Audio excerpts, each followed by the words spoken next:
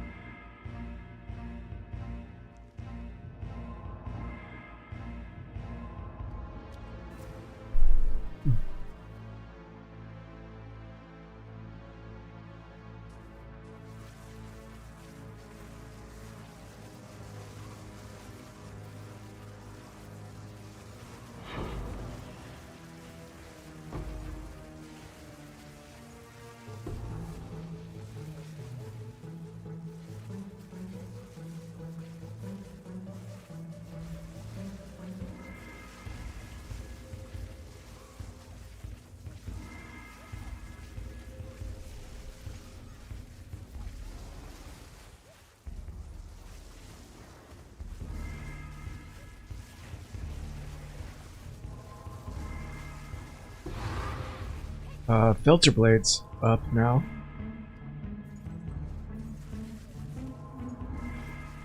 Which is nice. I like the colors better. The default colors of filter blade. I don't know if it's just because I'm used to it or...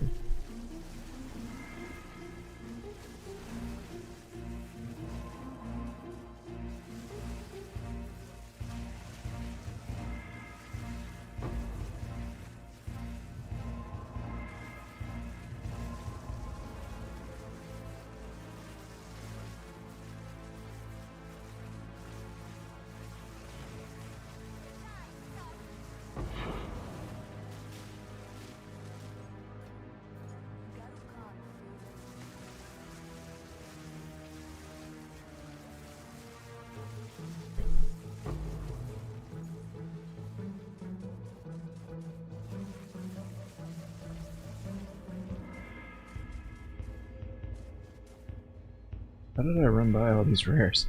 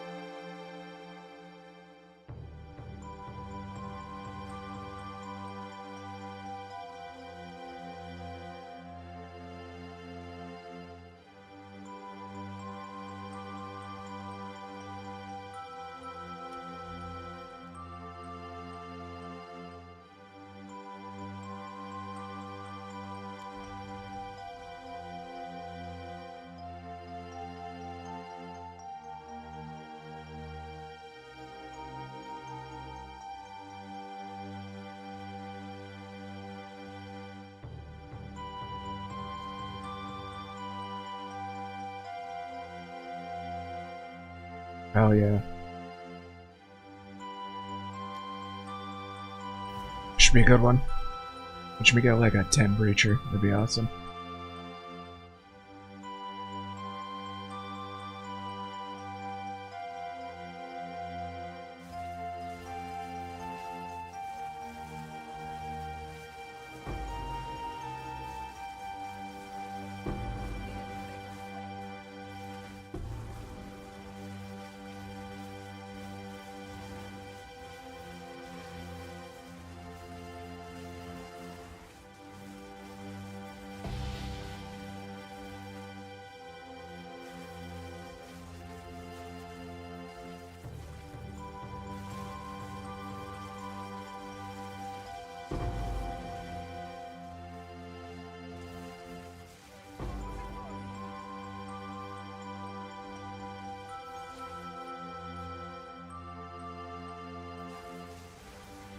I think I'm gonna have to hide gold drops too. It's gonna get really annoying.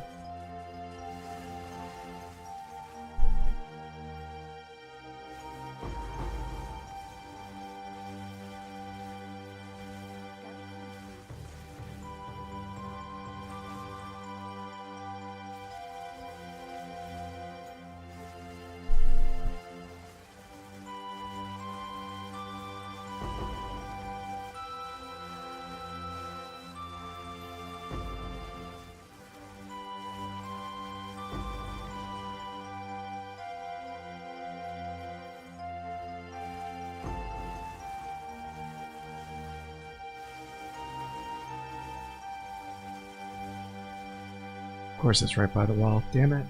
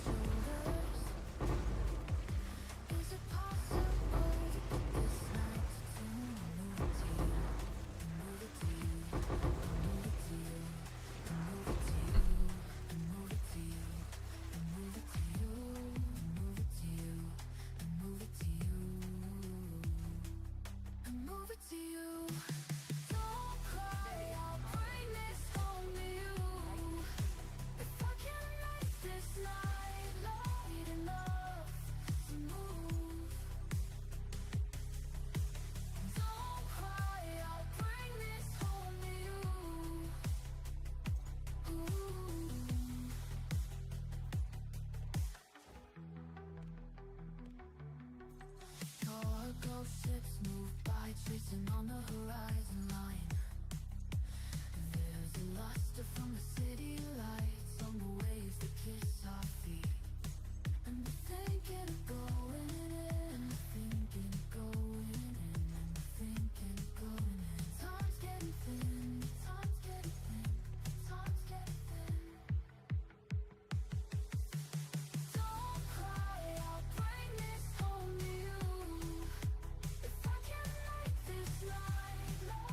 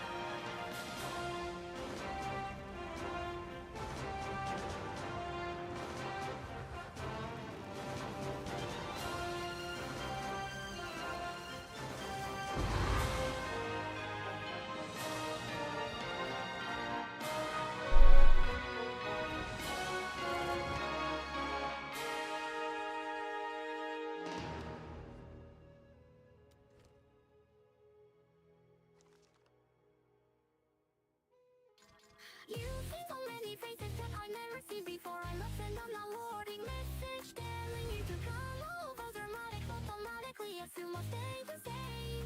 Cause there's a change in pressure. We're never gonna lie to you. Why don't you say that if my heart stops beating, we'll keep the same way? Oh, why don't you say?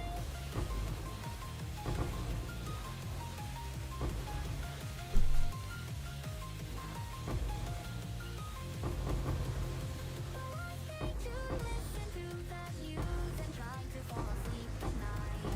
Because I'm living in a house with just three walls, so I'm always getting recognized. Cause there's a change in pressure. We're never gonna lie to you.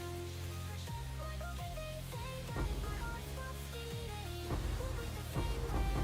Oh, why don't they say? You might also like Fortnite, Taylor Swift, I'm gonna get you back. Taylor Swift, so high school Taylor Swift.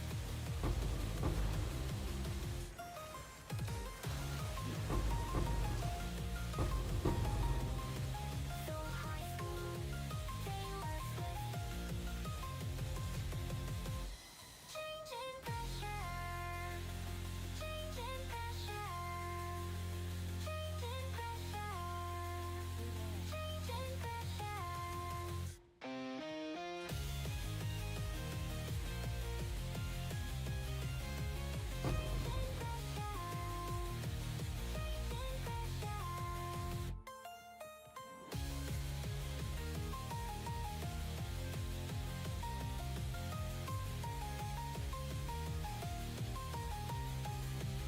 You might also think that my heart stops beating, changes and I will bleed the same way.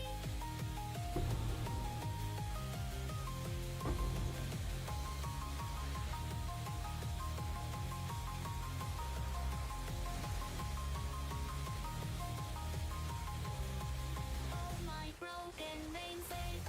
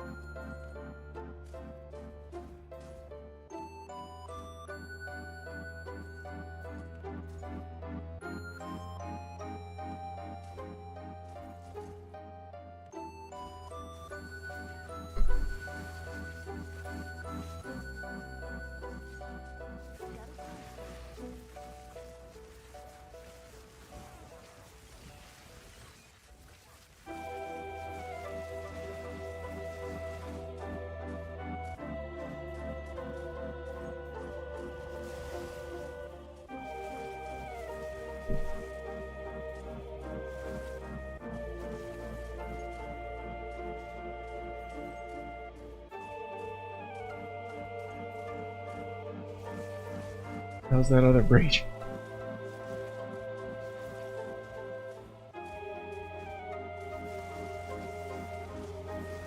I'm losing my mind.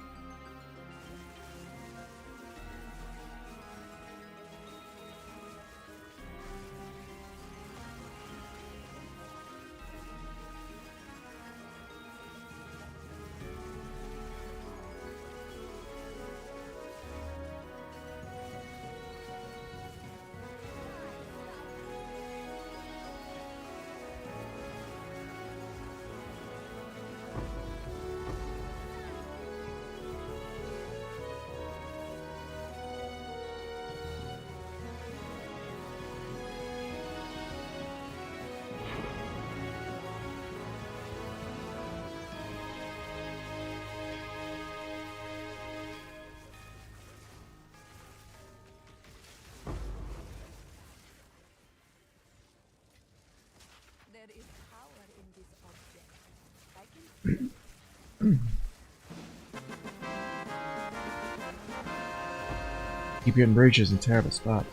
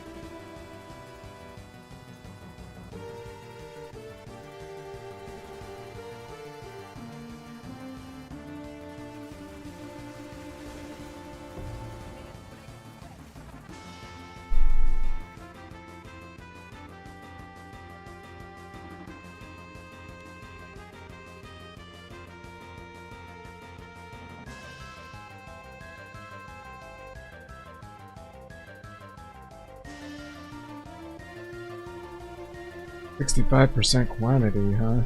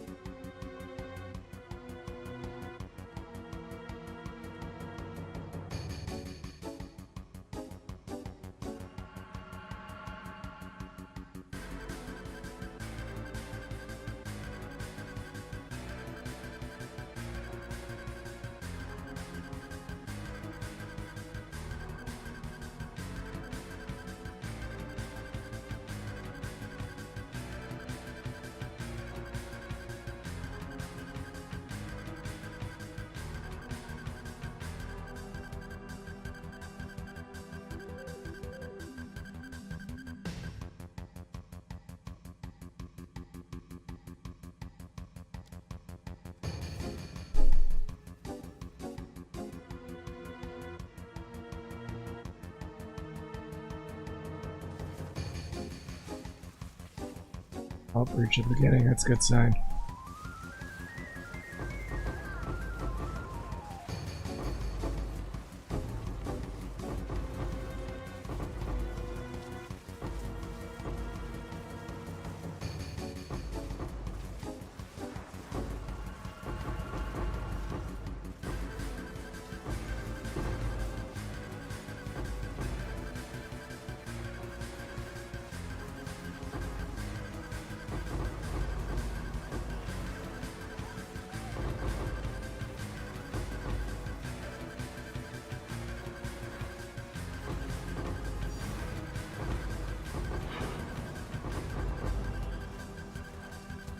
Perfect Jewelers.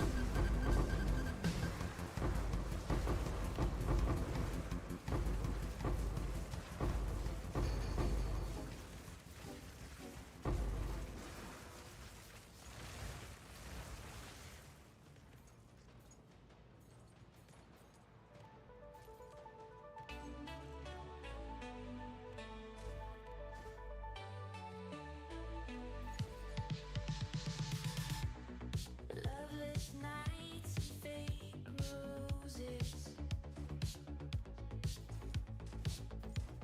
sunny days and fake diamonds. People say my heart's in trouble, past the moon and in the center of her sun. I knew she was the one the minute I saw her, and her sun was yellow checkerboard,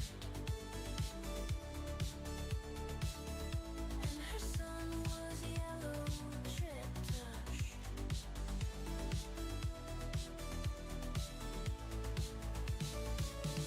Red light to blue light to sunshine,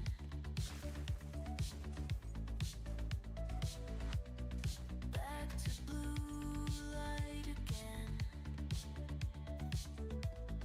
Wear your rings, the ones I gave you.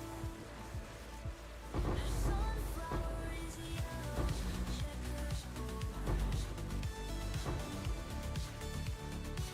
Her sunflower is yellow trip-touch.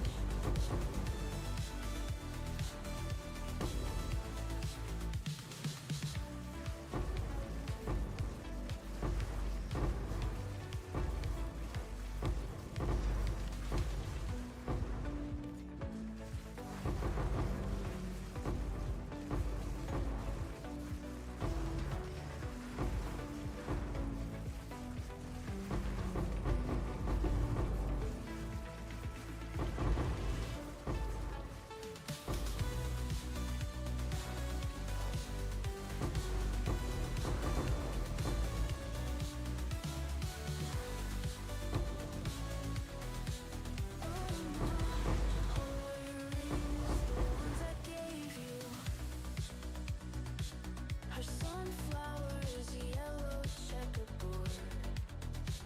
Her sunflower is yellow trip-touch.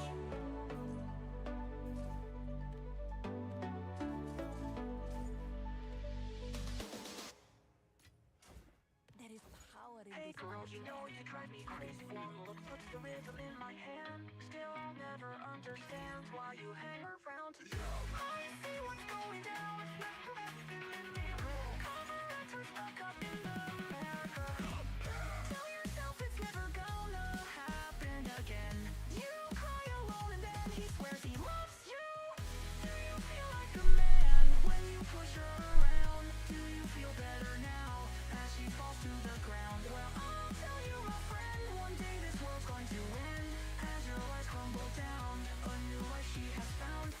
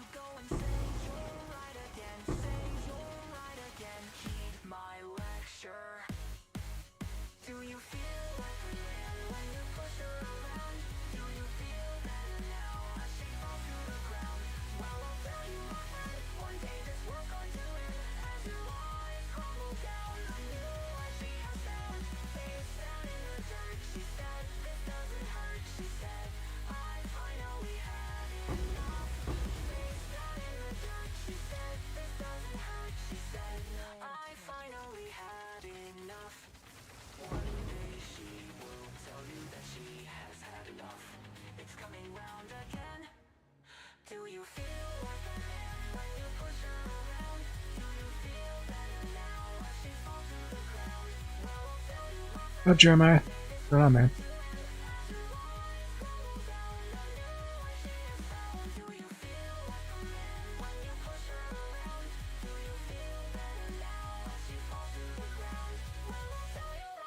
One day this world's going to end as your lies crumble down. A new life she has found. Face down in the dirt, she said, this doesn't hurt. She said, I finally had enough.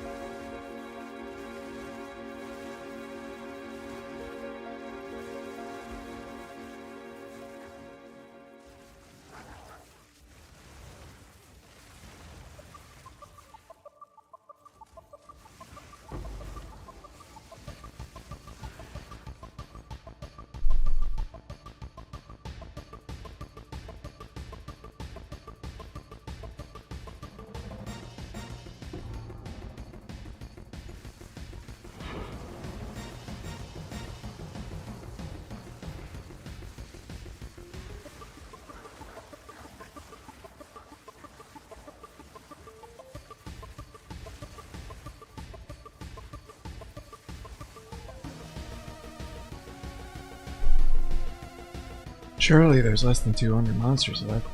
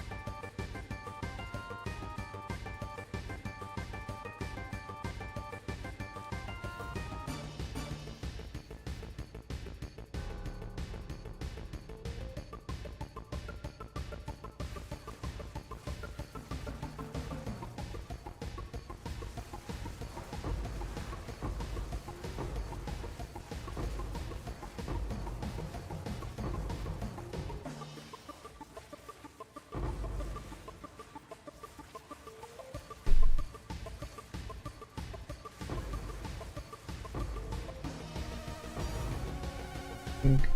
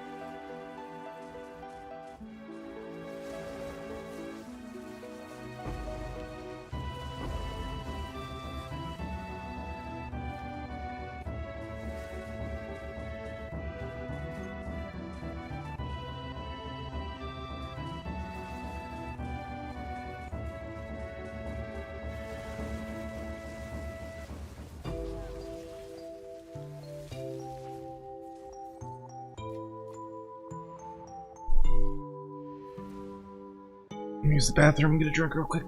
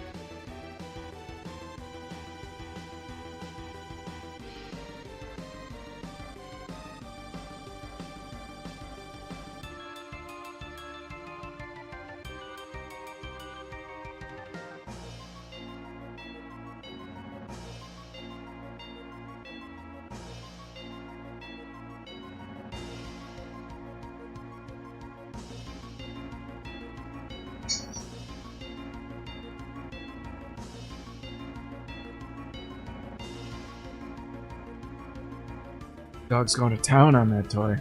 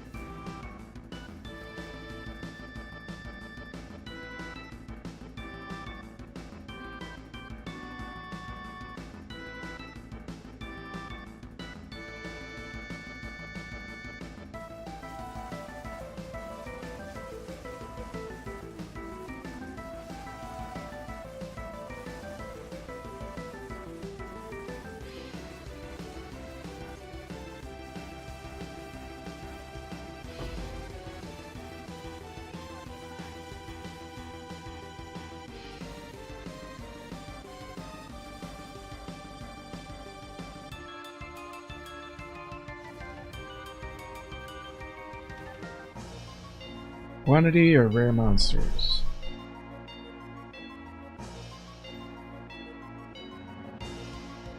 Oh my god, it rolled amazing mana.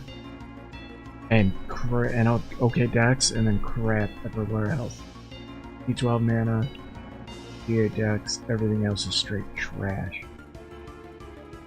That's annoying.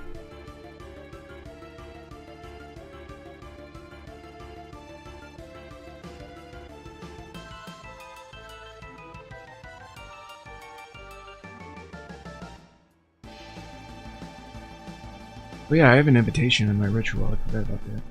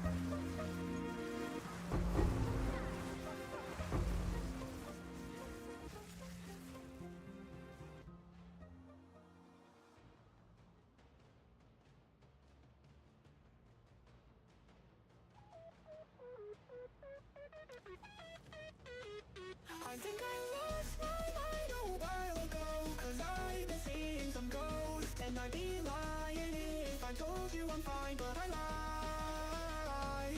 Yeah, these thoughts I would never speak out loud. I've seen you cry, but I've never seen you shout like a hurricane. These shots don't ricochet, like blood on walking days. Girl, I'm fucking faded, or maybe wasted. I can't remember how it happened. Oh, I don't know my limits at all. I'm sinking down into my thoughts. Oh my god. But so what if I drink too much? This ain't love, it's just a firefight. And even if it's not enough, I'll say it once, I swear I never lied. But this is the last time. This is the last time.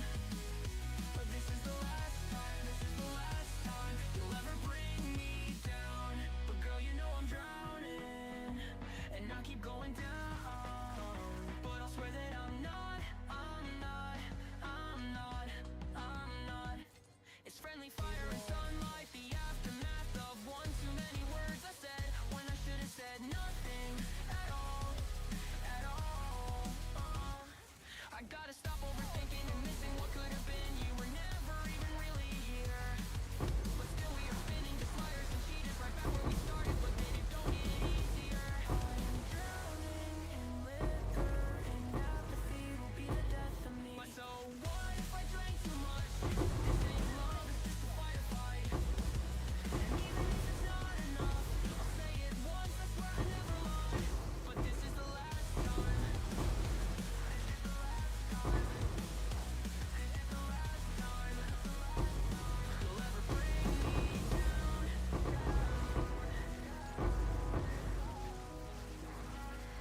And this is the last time.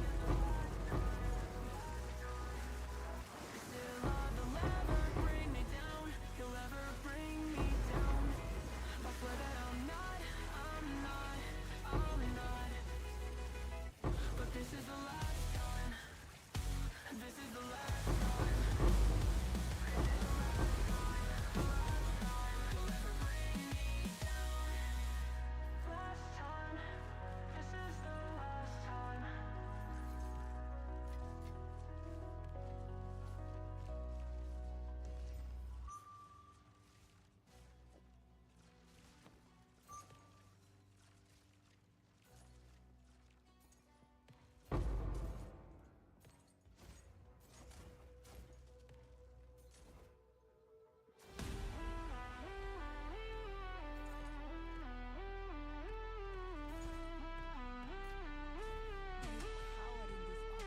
I've been staring at the sky. It's all polyester. I've been praying to Monday that I can love her better. 'Cause she said I'm gold, and that's her greatest loss. She told me you remind me of everything I'm not. All of the people lie and you never do. All of the people say you know it's true. Don't lie, but they say you do.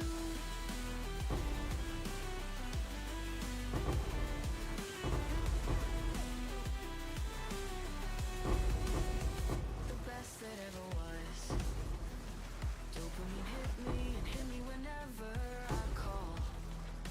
Better than all. Remember how she used to talk? Have me believing I'm gonna be everyone she is not. As long as I'm breathing. And she said I'm gold, and that's her greatest loss. She told me you remind me of everything I'm not. All of the people lie and you never do. All of the people say you know it's true. Don't lie, but they say you do. Best that ever was. Dopamine hit me and hit me whenever I call. Better than all. Okay, let's just do this one. Before I pick everything up. Remember how she used to talk? Have me believing I'm gonna be everyone she is not. As long as I'm breathing. And she said I'm gold,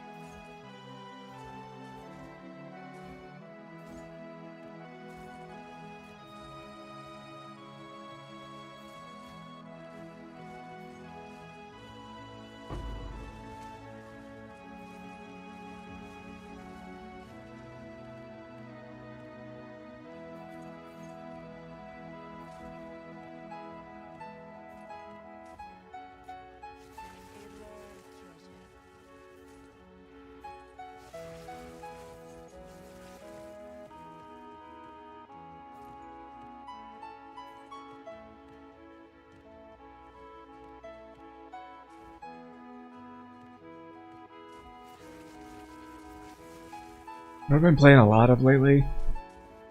Skyrim VR with mods. Shit is so sick.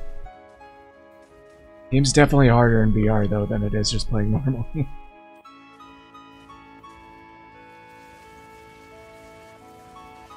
But it's so damn fun.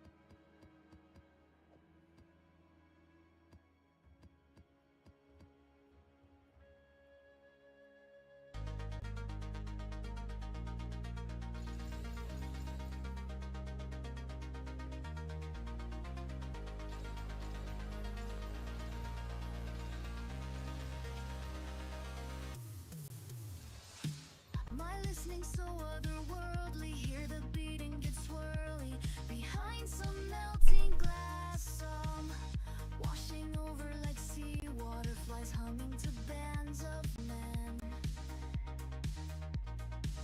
My newest friends fly above me, wingspan exceedingly wide, picture perfect birds alive. Birds like every kind of butterfly, late August nights belie their flights. Flamboyant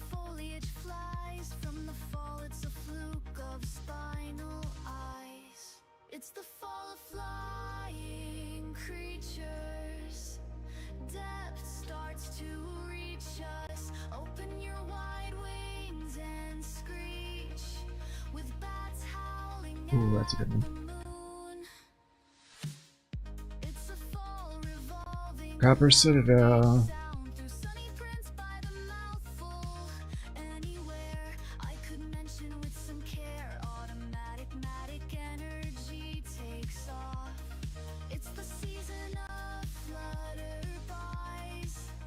In the morning meeting times, teach me to crawl to the scent, taken of all hints earthly. It's the season of flutterbys.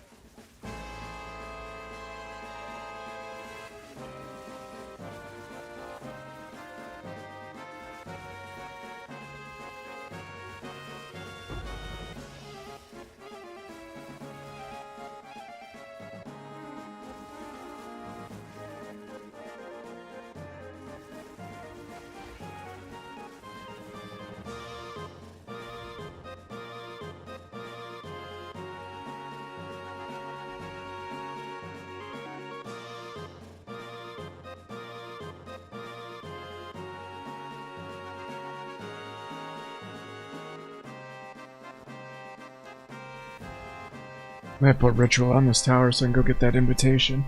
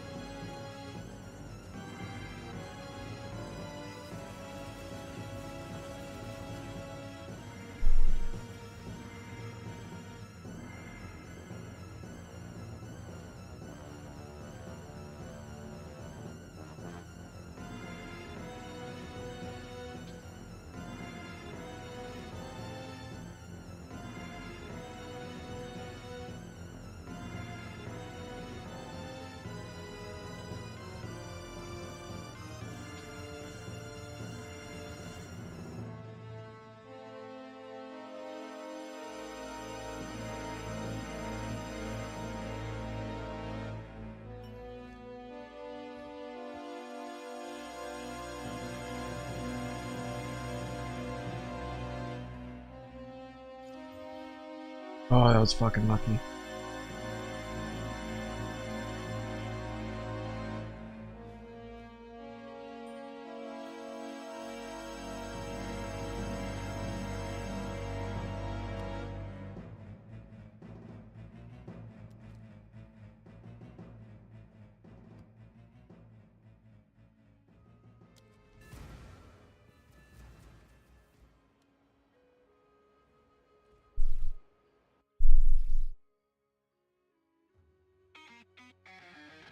This captain goes down with the ship. All hands on deck, stand hip to hip. I struck the order, fuel to ship. I'm dressed to thrill, I'm dressed to thrill. And all my enemies, I want their eyes to see. Their captain walked the plank, destroy them rank by rank. Sail with me into the setting sun. The battle has been won, but war has just begun. And as we grow, emotions start to die. We need to find a way just to keep our desire alive.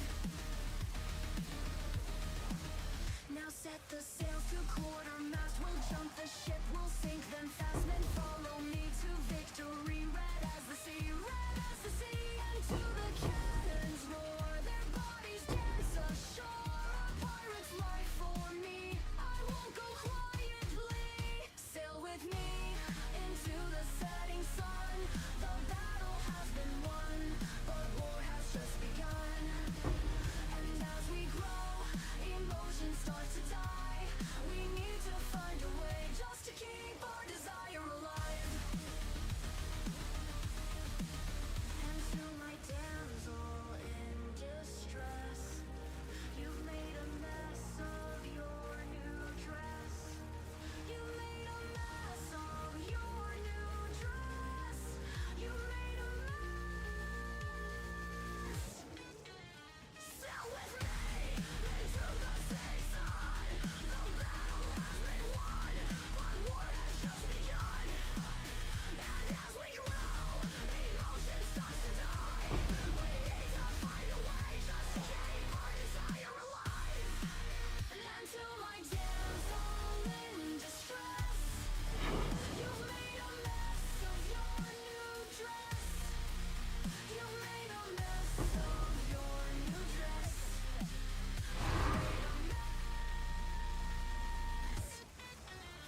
Sail with me into the setting sun. The battle has been won, but war has just begun. And as we grow, emotion starts to die. We need to find a way just to keep our desire alive. I'm dressed to thrill, I'm dressed to thrill. Just to keep our desire alive. I'm dressed to thrill, I'm dressed to thrill.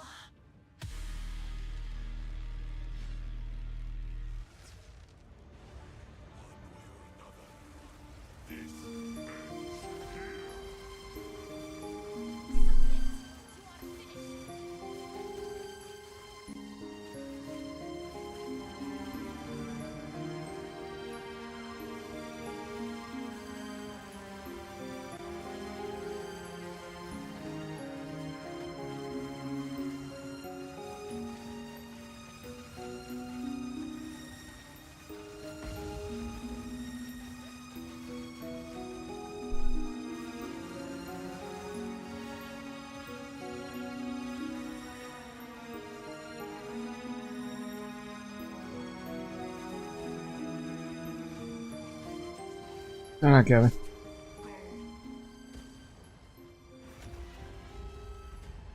Trying not to die on this super juiced fucking Act 2 boss.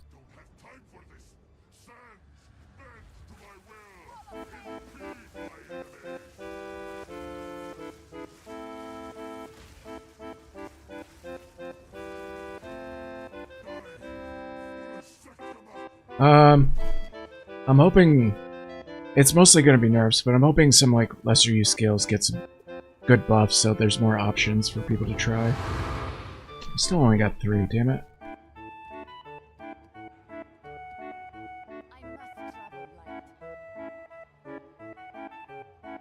And I hope we get a map tab.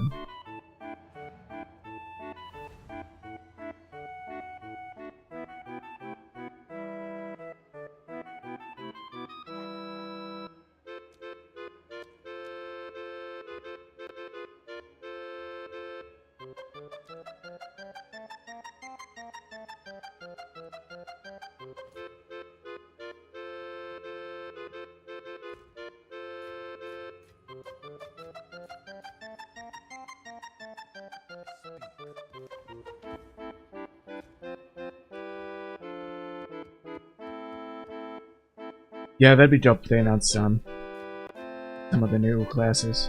I'm not expecting that though. Well, maybe.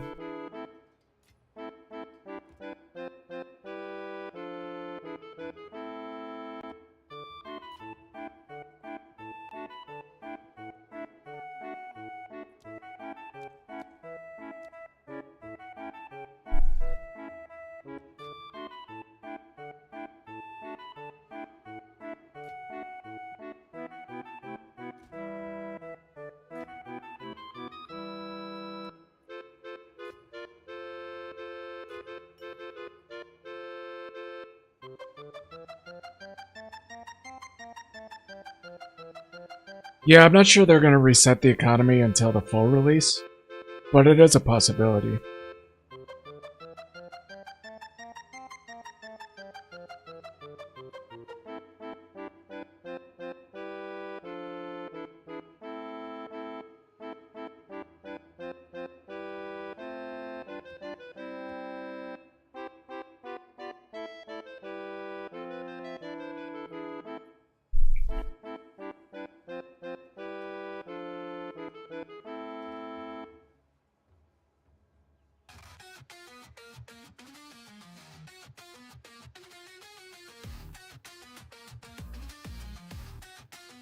This isn't what we planned, but your hands are motioning, and we can't stop this. No, the feeling I can't stand. I should know better than, but we can't this. No. Play solo self-bound. My barriers are crumbling down, so I'll close my eyes till this is over now.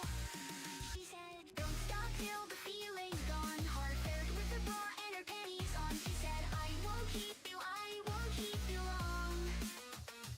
Hold on, I got a good life on the way. Picket fence free kids won't throw it away. She said, I won't keep you long. Whoa. My fantasy is so far from whatever you think you can be, but you've got your clasp wrapped tight around me, and it's making it hard to breathe. I feel my barriers are crumbling down, so I'll close my eyes till this is over now. She said, don't stop till the feeling's gone. Heart paired with her bra and her panties on. She said, I won't keep you long. Hold on, I got a good life on the way. Picket fence free kids won't throw it away. She said, I won't keep you long. Whoa. You've got me under your spell, bottled up till it releases, then tear me to pieces. You hate it too, I can tell. Apologetic bird of prey. Where do we go from here? Temptress of sorrow, we'll wake up tomorrow and forget each other's names. Bury the memory. Jam? Yeah, what is it? What do you mean, Jewel? Just link it to me. She said, don't stop till the feeling's gone. Heart paired with her bra and her panties on. She said, I won't keep you long.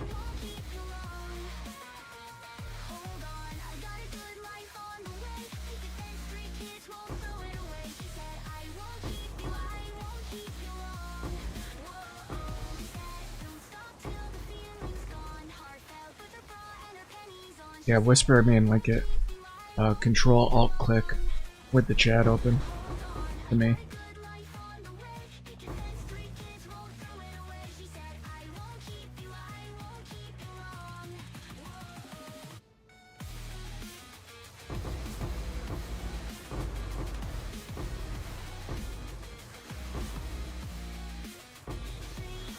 Don't stop till the feeling's gone. Heart paired with her bra and her panties on. She said, I won't keep you long.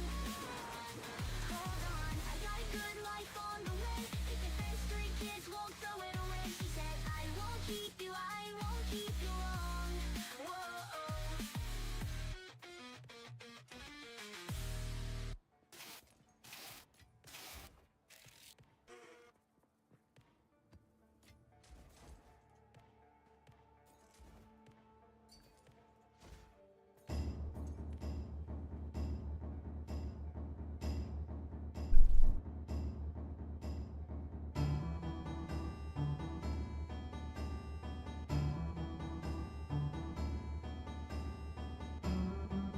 Oh yeah, it's got max fire. It's got the best rolls for fire and black chance.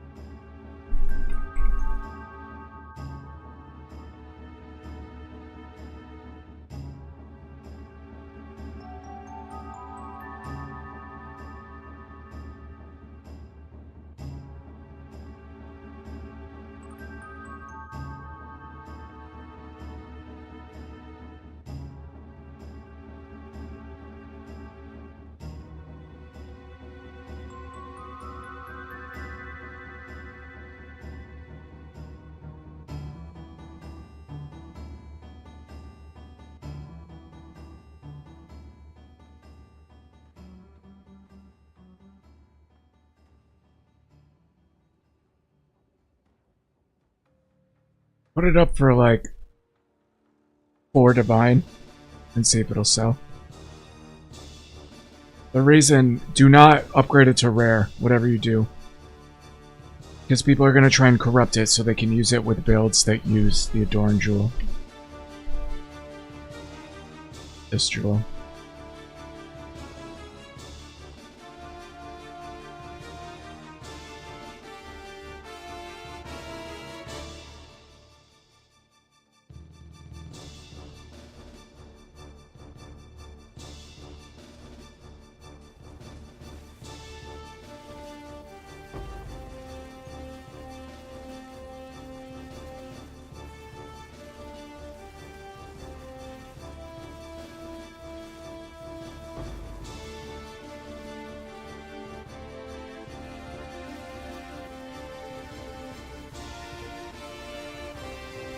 If you get spammed again, put it up to like 5 or 6. Because if you corrupt it and it does nothing to it, it's actually worth 7 divine. But it's a low chance that it won't fuck it up and make it rare or do something else. So I just sell it like that. Let someone else take the risk.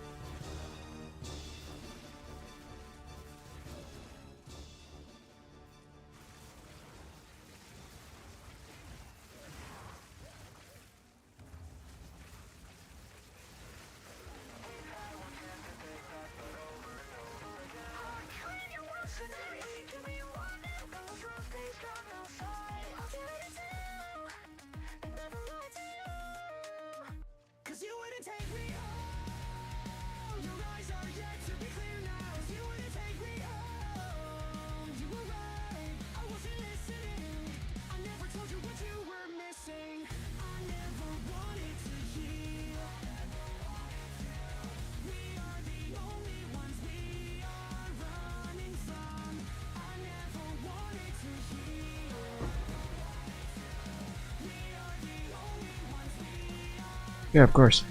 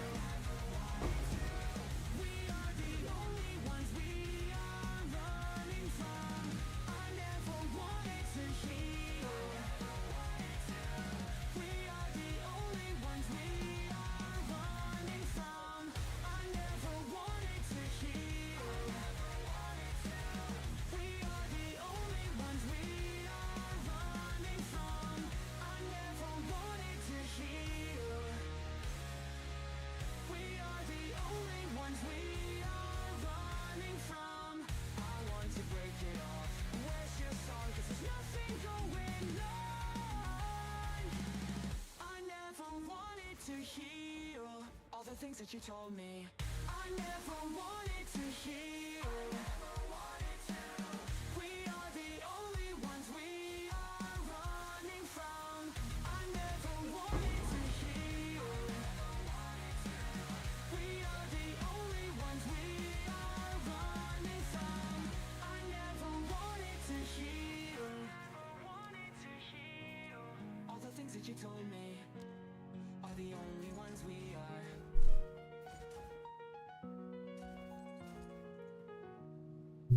Where's the damn breach?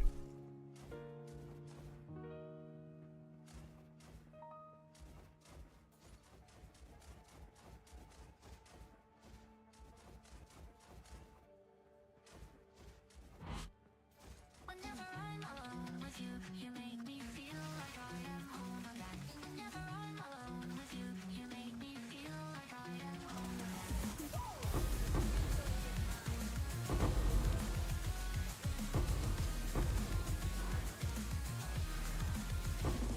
Whenever I'm alone with you, you make me feel like I am home again. Whenever I'm alone with you, you make me feel like I am whole again. Whenever I'm alone with you, you make me feel like I am home again. Whenever I'm alone with you, you make me feel like I am fun again. However far away, I will always love you. However long I stay, I will always love you. Whatever words I say, I will always love you. I will always love you. Fly me to the moon.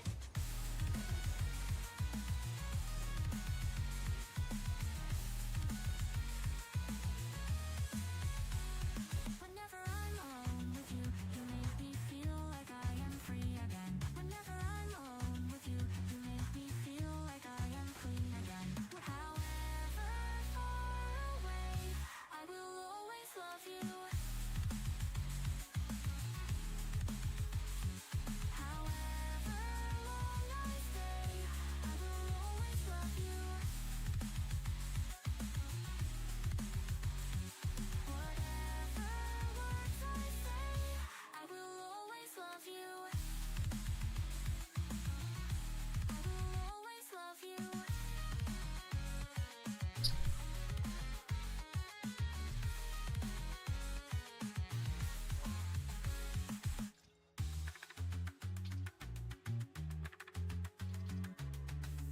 Oh my fucking god.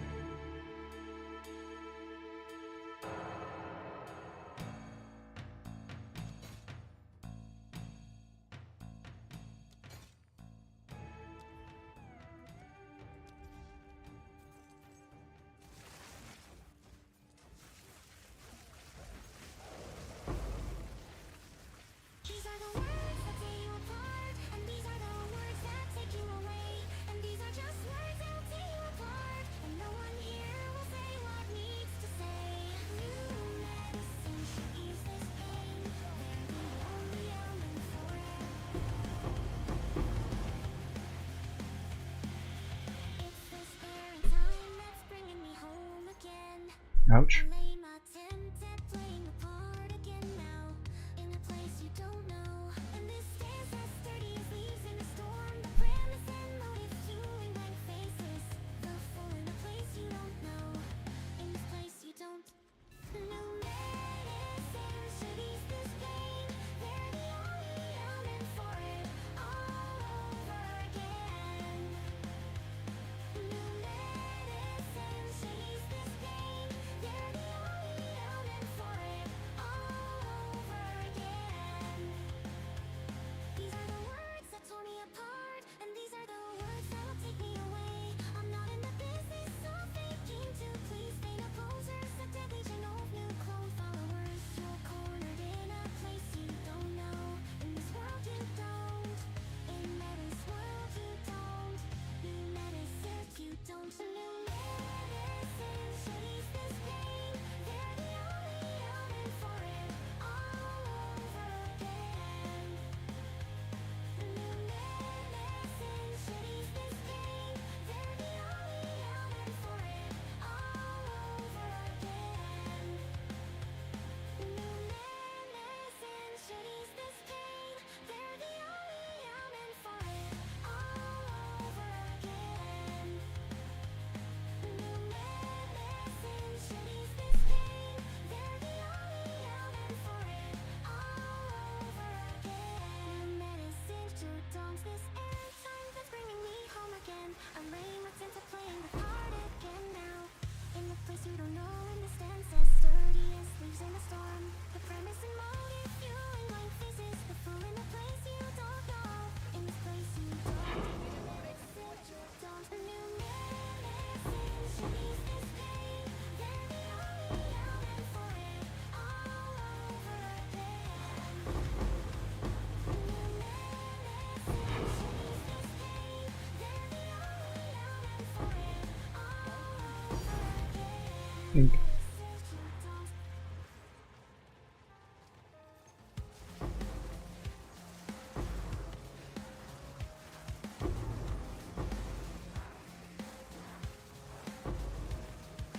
These are the words that tore me apart, and these are the words that'll take me away.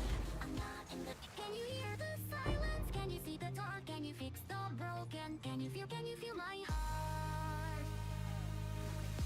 Can you feel my heart?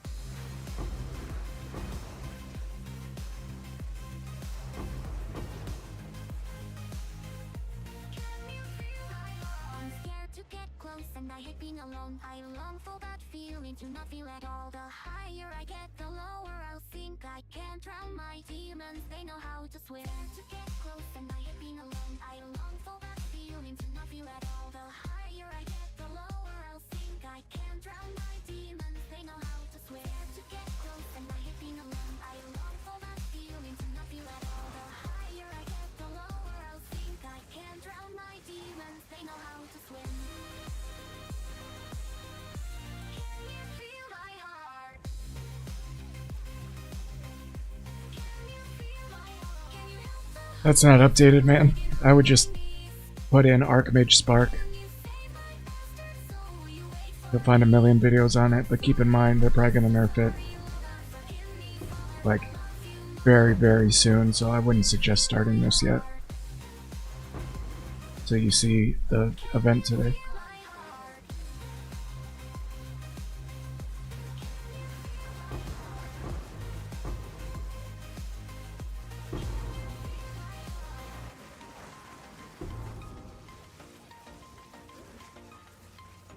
Can you feel my heart? Can you feel my heart?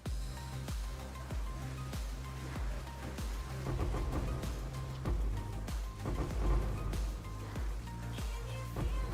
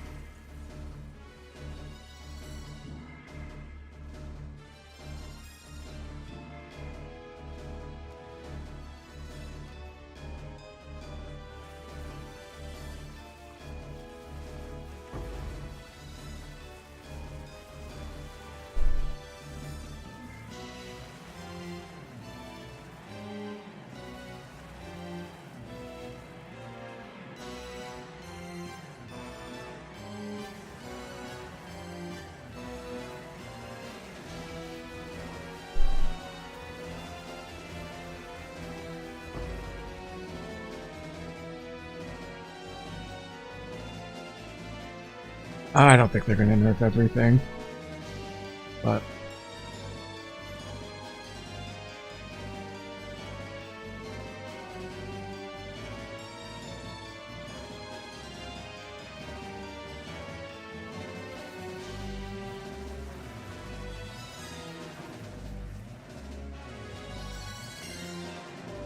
in some builds that'll get nerfed, they'll still be good.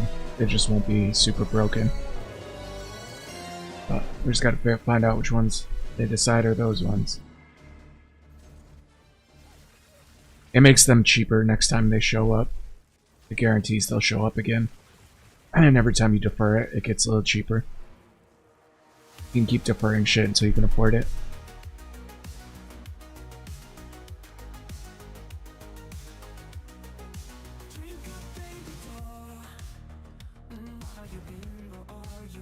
See if I can get this invitation before the stream.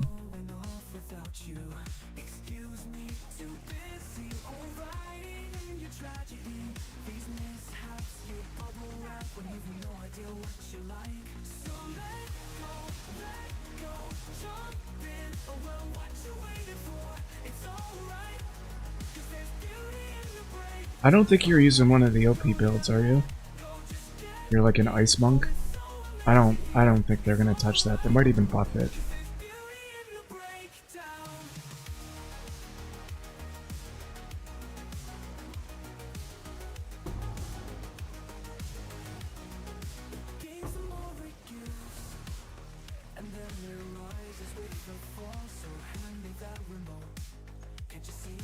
Well, they'll probably nerf Herald of the Herald, so they might nerf Herald of Ice. Not sure though.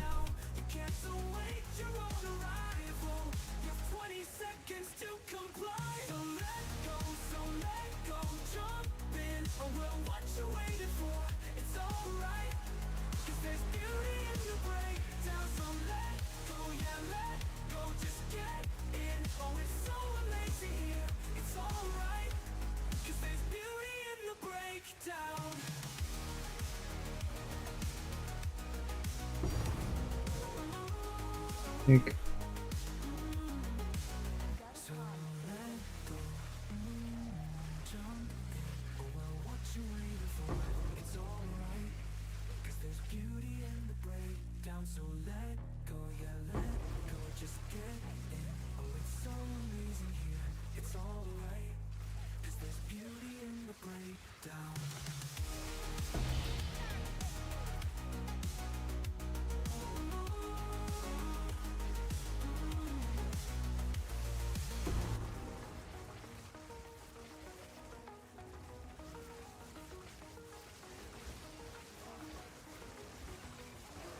Oh no, Tempest Flurry won't get nerfed.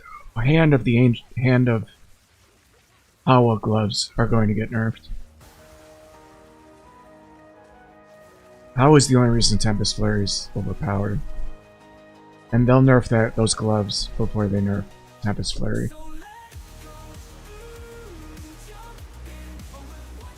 Same with the bell. I think they like where the bell's at.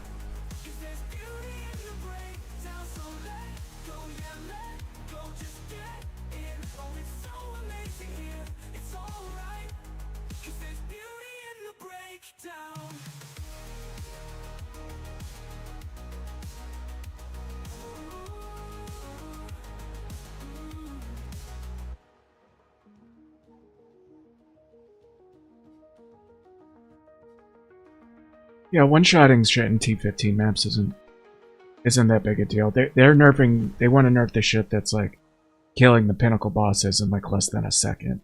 Those are the things that they're like more focused on. And things with like crazy strong sustain like my build that do a ton of damage and use mind over matter. Those an archmage to get a fuck ton of damage. That's the shit they're gonna nerf. I don't think your build's on the chopping block.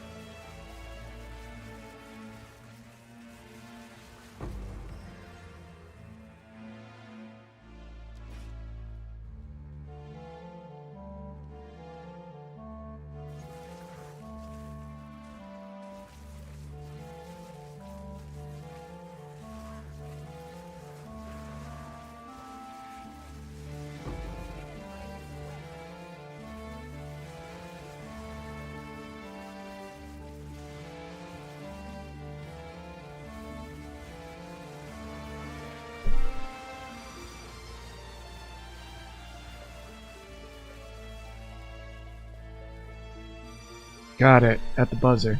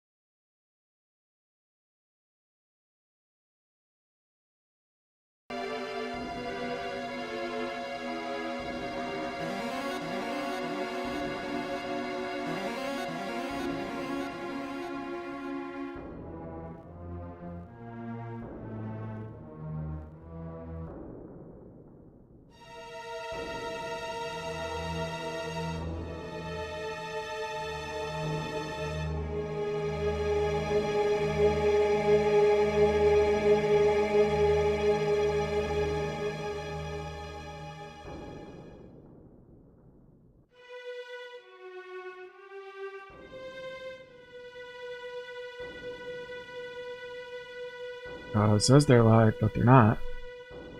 No, I'm not followed.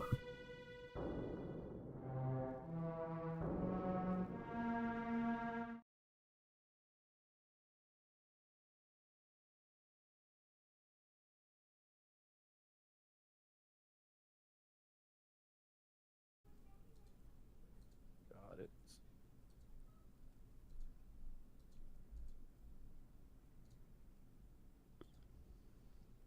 Why is the gas in the dark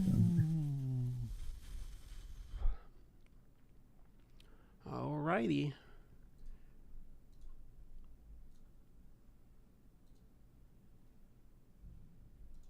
Okay, reading through the questions one more time.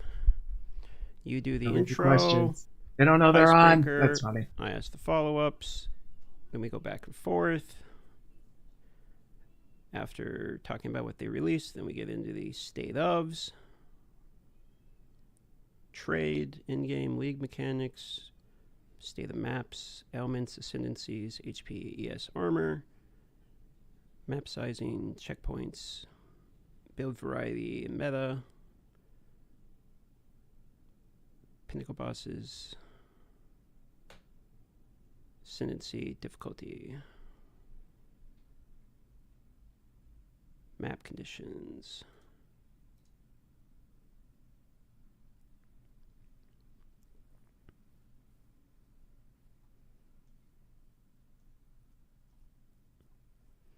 All right, I'll say it one last time, just in case this ends up happening for the people that are watching.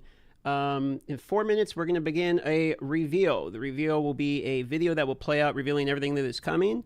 After that, there will be an interview in which we'll be interviewing Jonathan and Mark, the game directors of the game. We have a list of questions, about 70 questions long. We will attempt to get through most of these. It's a 2-hour interview, so I'm sure some of these will not be asked just due to the brevity of the interview. With that being said, all of these questions, except me asking a question about Blight and Druid and Ghazi asking a question about minions, are all taken from the audience. So we are just basically taking questions that the audience wants to see and directly handing them over to the devs at this point. I'll probably like make a statement of that in the intro. Sure. As well, so that gets to the VOD as well. Sure. There will be a VOD of this on YouTube. Obviously, the Twitch VOD will be here too. On Ghazi's YouTube channel, he will. This motherfucker just say it's only 2-hour interview. I'm not streaming that whole thing. VODs. I don't care that much. There is currently a storm in Alaska because I am stuck in this terrible place that is happening, and my power is flickered 3 times. So in the scenario of the power going out here, and of course, no other day but today have I had any storms. If that happens, you can watch it on Ghazi's TV's channel. The main POE channel is restreaming my stream, so if my stream goes down, their stream's going to go down, so you would have to go to Ghazi in that scenario, and then he would carry on the interview from there. That's everything. Starts in 2 minutes. Thanks all for being here, and we'll do our best not to choke. Yeah, I'll listen to it. Like, I'm not streaming the whole thing. I'll probably like you could just said I'll probably like end the stream and make food and finish watching the interview.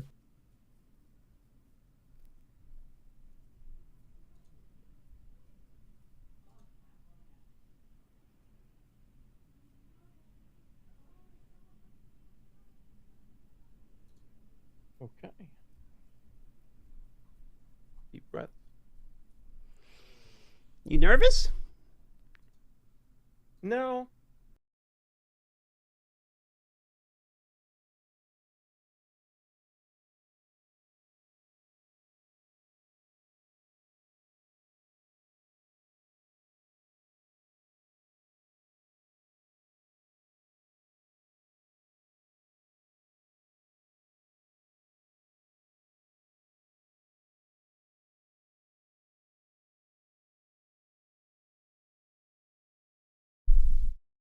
From the community, so yeah, so we'll do everything we can and then some.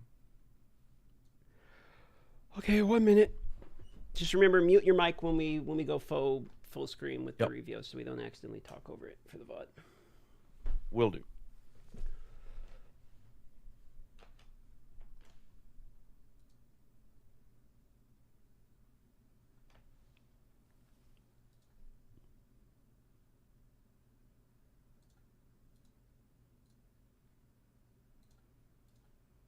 Okay, 1 minute. T-minus 1 minute, boys. Check Discord.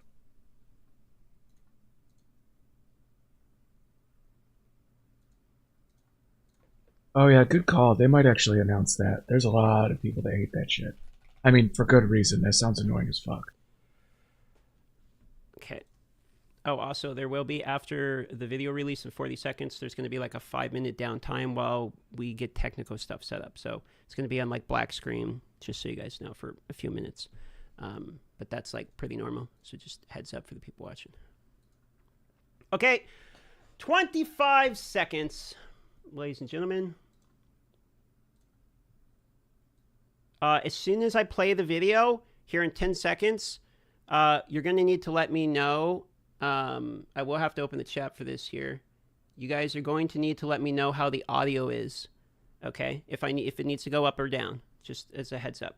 Okay, with that being said, 10, 9, 8, 7, 6, 5, 4, 3, 2, 1, and here we go. Muting mic. Hi, I'm Jonathan Rogers, Game Director on Path of Exile 2. Well, we're back from our break. We've been playing the game a whole lot, and we've been reading a whole lot of feedback as well. So it's time to assess and work out what we're going to do next. Now, later this week we'll be releasing POE 2 0.1.1. This is a patch designed to address the concerns that we can address relatively quickly, without needing to create a new league or a new economy just yet. In this video, we'll be going over some of so the no issues league, we've no reset. identified and what we're planning on doing about them. It's worth stressing that just because a specific issue isn't on this list doesn't mean that we're not aware of it or that it isn't going to get addressed. It just means that we either can't fix the problem quickly or we can't do so without the need for a new economy. One of the major areas that needs a lot of attention is the base experience of mapping. We've made a lot of changes here. First, in-game maps have received a balance pass to the number of monsters, number of chests, number of magical rare monsters, number of essences, strongboxes, and precursor artifacts. You should generally find maps more rewarding than before. Maps generally specialize in one or more of these elements that they will be particularly rewarding in. Now, towers are a thing that's very important for players to run often, but we only had one of them. We wanted to add more variety here as soon as possible, so we've added 4 more tower maps. So they're just Alpine different Ridge. layouts for the same shit? Sinking Spire, Okay, that doesn't change anything. Bluff, and Mesa. Ooh, Mesa. Mesa making a comeback. That looks Also annoying as redone fuck. the existing Lost Towers map to make playing there less boring.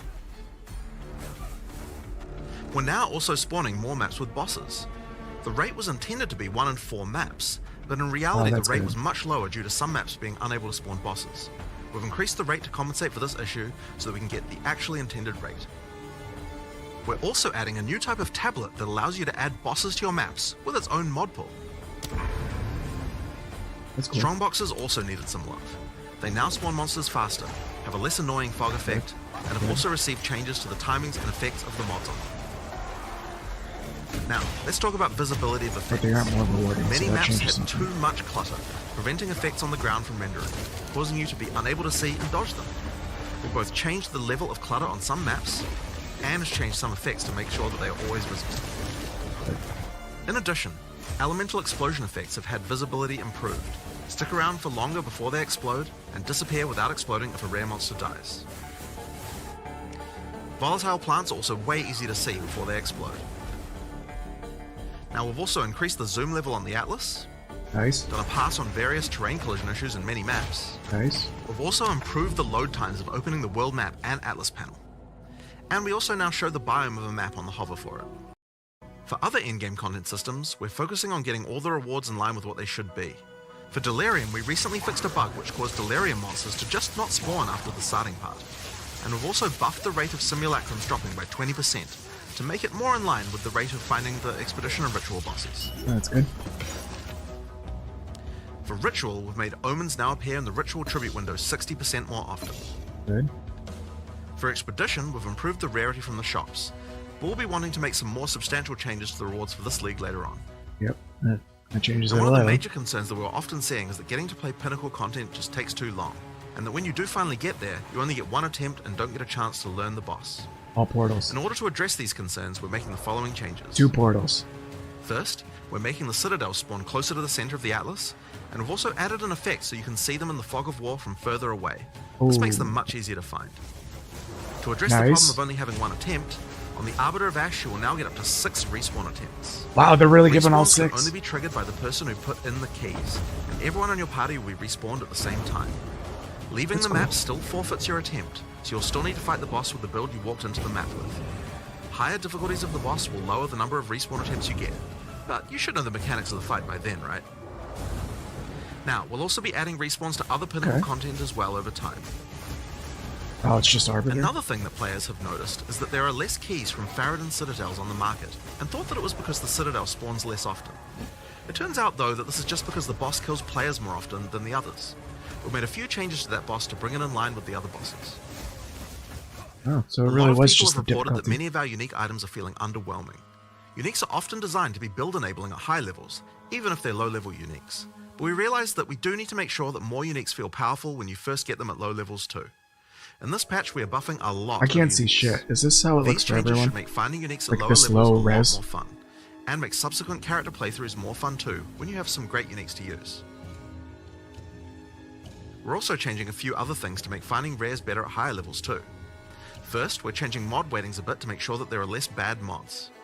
Another fix is making high tier items no longer cull the highest tier modifier of a given mod type.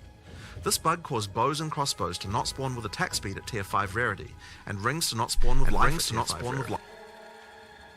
Another change we're making is to make it so that socketables such as runes can now be overwritten with another socketable. Now, as we continue to play, we still find many balance anomalies with specific monsters or bosses that can be nasty if you encounter them. This patch contains a pass adjusting a large number of those monsters and bosses. We'll save the full list for the patch notes, but there are a significant number of changes here that should address many cases where monsters or bosses felt too hard in certain circumstances. Here are a few examples to get a taste of what kind of changes you can expect. The Silver Fist Commander roll now does a lot less damage. Okay. Plague Bearer's Detonate Dead can no longer be used from off-screen and has better telegraphing. Thank God. Forsaken Miners throw less grenades, have improved visuals, and deal less damage. And Lost Men Zealots can no longer meteor you from off-screen either, as well as many other changes just like those. One of the big issues for players on consoles is that the web-based item filter system is currently not working. This means that they can't use item filters like the PC users can. For 0.1.1, we'll be enabling the same system that POE 1 has, which allows you to subscribe to item filters on the website. For now, this will be done on the POE 1 website to allow us to get this feature out as fast as possible. Later on, we'll improve the user experience of this and put it on the Path of Exile 2 website. This patch also contains a bunch of other smaller changes and bug fixes that I'm sure you guys will appreciate, like buffing armor and scavenged plating, showing the number of uses left in your charms, as well as an effect when they trigger, The Song of the Exiles. fixing the music that Una was supposed to play in town,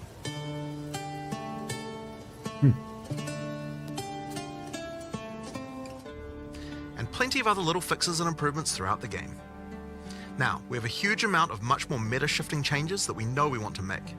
And one of the best things about having the game in early access with the endgame is that we now have a much better idea of where we want character power to be and what the balance of bosses and monsters should be relative to that.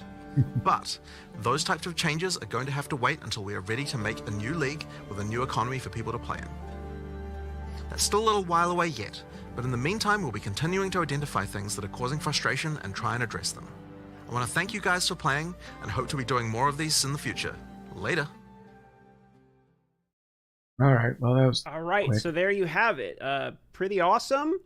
We are now going coming out till to later call this them, week, get them ready for I'm gonna guess Thursday or Friday. So we're going to go to a screen here that is a be right back type of screen here. You will hear no audio, and it will just be a blank screen. So solid changes. 5-10 Nothing minutes at the crazy. They highest, didn't and then talk we're gonna about do an nerfs interview or about buffs what or we just anything. saw. Just So that. No, give not us 1 moment here. as far as the economy and everything. No insane changes or anything like that.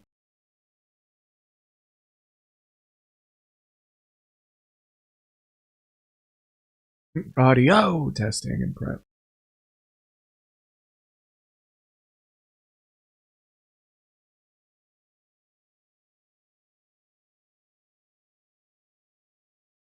I can't believe the quality on that video was so low. They showed all the uniques, you couldn't fucking read what anyone said. That was a little extreme.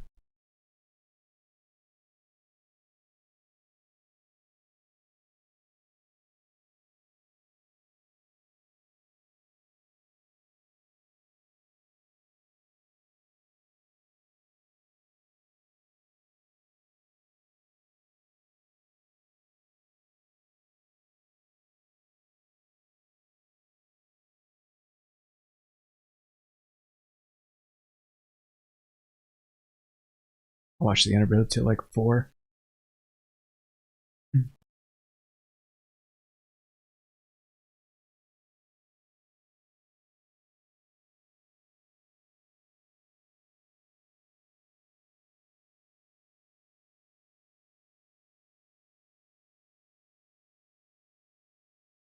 Yep, downscaling's definitely a word. Yeah, the tower shit doesn't make it more exciting. More bosses. It's dope. I like that a lot. Being able to see the citadels is nice. I always wondered why the copper citadel fragment was worth so much more. And I was like, oh, it must be rarer. But I was finding them like crazy. I think I found that one more than any of the other ones. So I guess it was just the boss was harder. Which I do think the Act 2 boss is the hardest of the 3. But I didn't think it was so extreme that it was twice as hard. Kind of thing.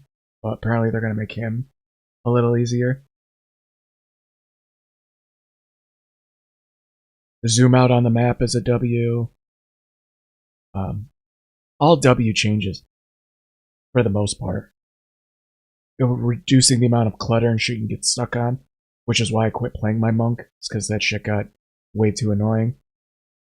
It looks like they're going to reduce some of that. We'll see how that goes.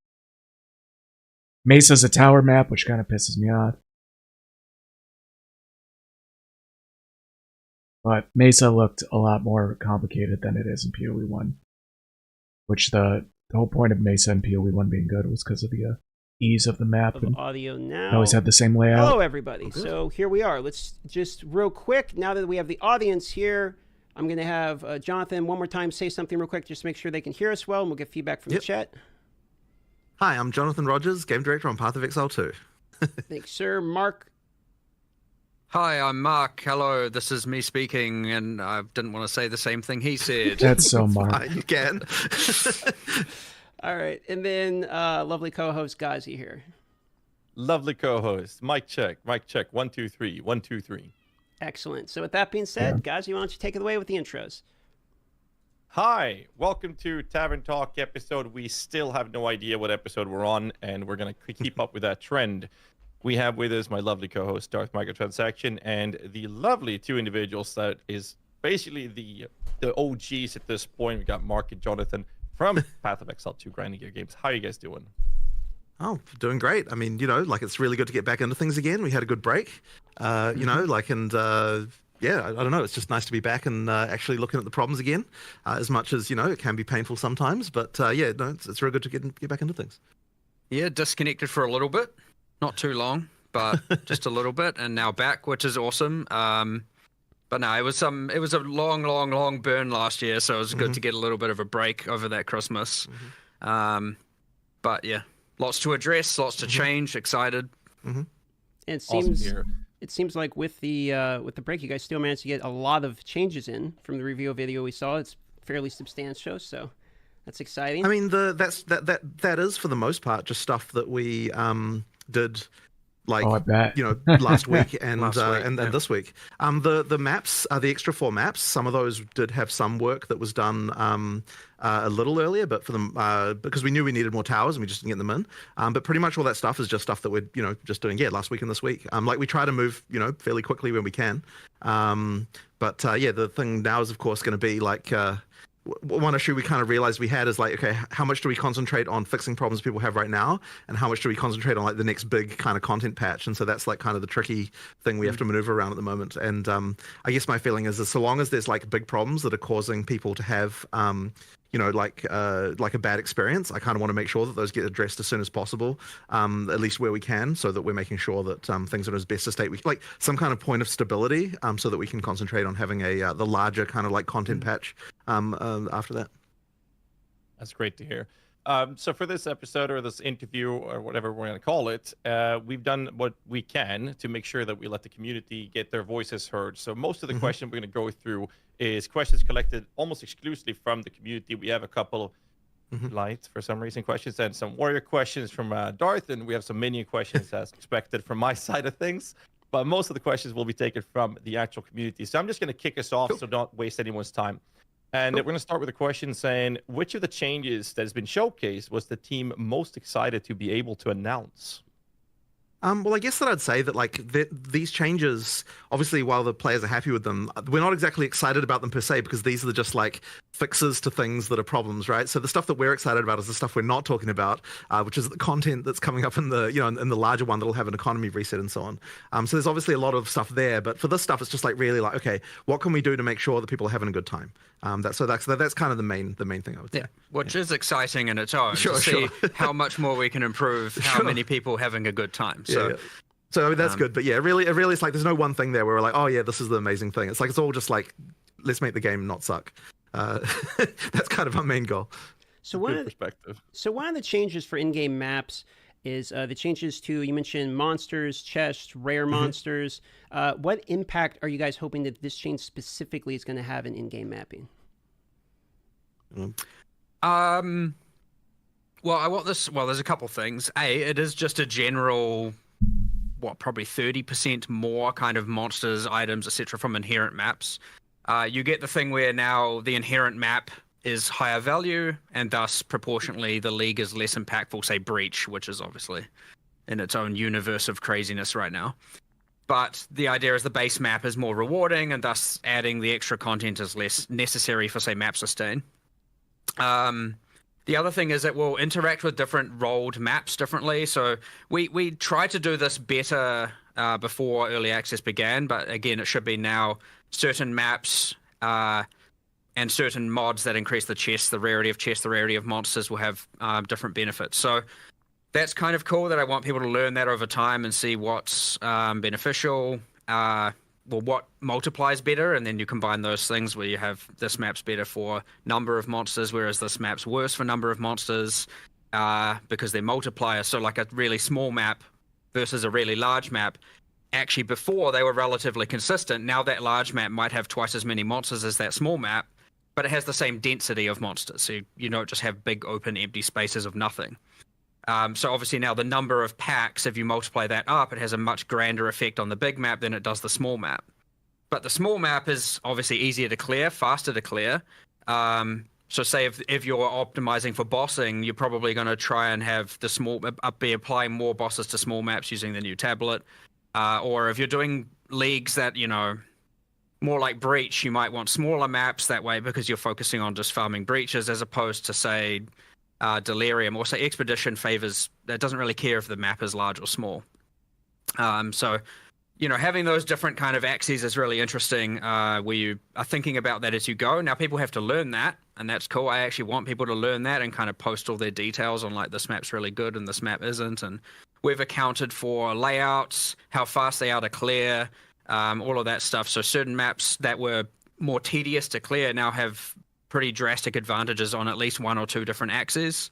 So they might have a higher number of minimum monsters, rare monsters, higher spawn rate of rare monsters, magic monsters, rare chests, who knows. So I don't think they'd There was a ever lot of that change balance that you couldn't really do until you actually had too proud of experience that. playing them, right? Because it's hard to tell when you're just in development and you're not on a real character. Like, is this map actually fun or not, right? And the end game is we've got the least amount of testing, so it really did require, like, okay, some actual proper play and be like, okay, is this map, to really answer the question of is this map good or not? So now when we see that, then we can be like, okay, we need to make this change or that change in order to sort it out. So there's just been a lot of just like sanding off all the rough edges that in-game had by virtue of the fact that it just really wasn't as tested as what the campaign was. Go on. That all being said, I'd say one thing it has introduced is it has added more bad luck or mistake protection to some Yeah, they degree, said they're gonna because if you remove a lot of the would clutter like from the fully maps. juice a We'll really see how well small they do bad it. map, They do it well enough, it'll be that a minimum of huge bad is now W. much higher.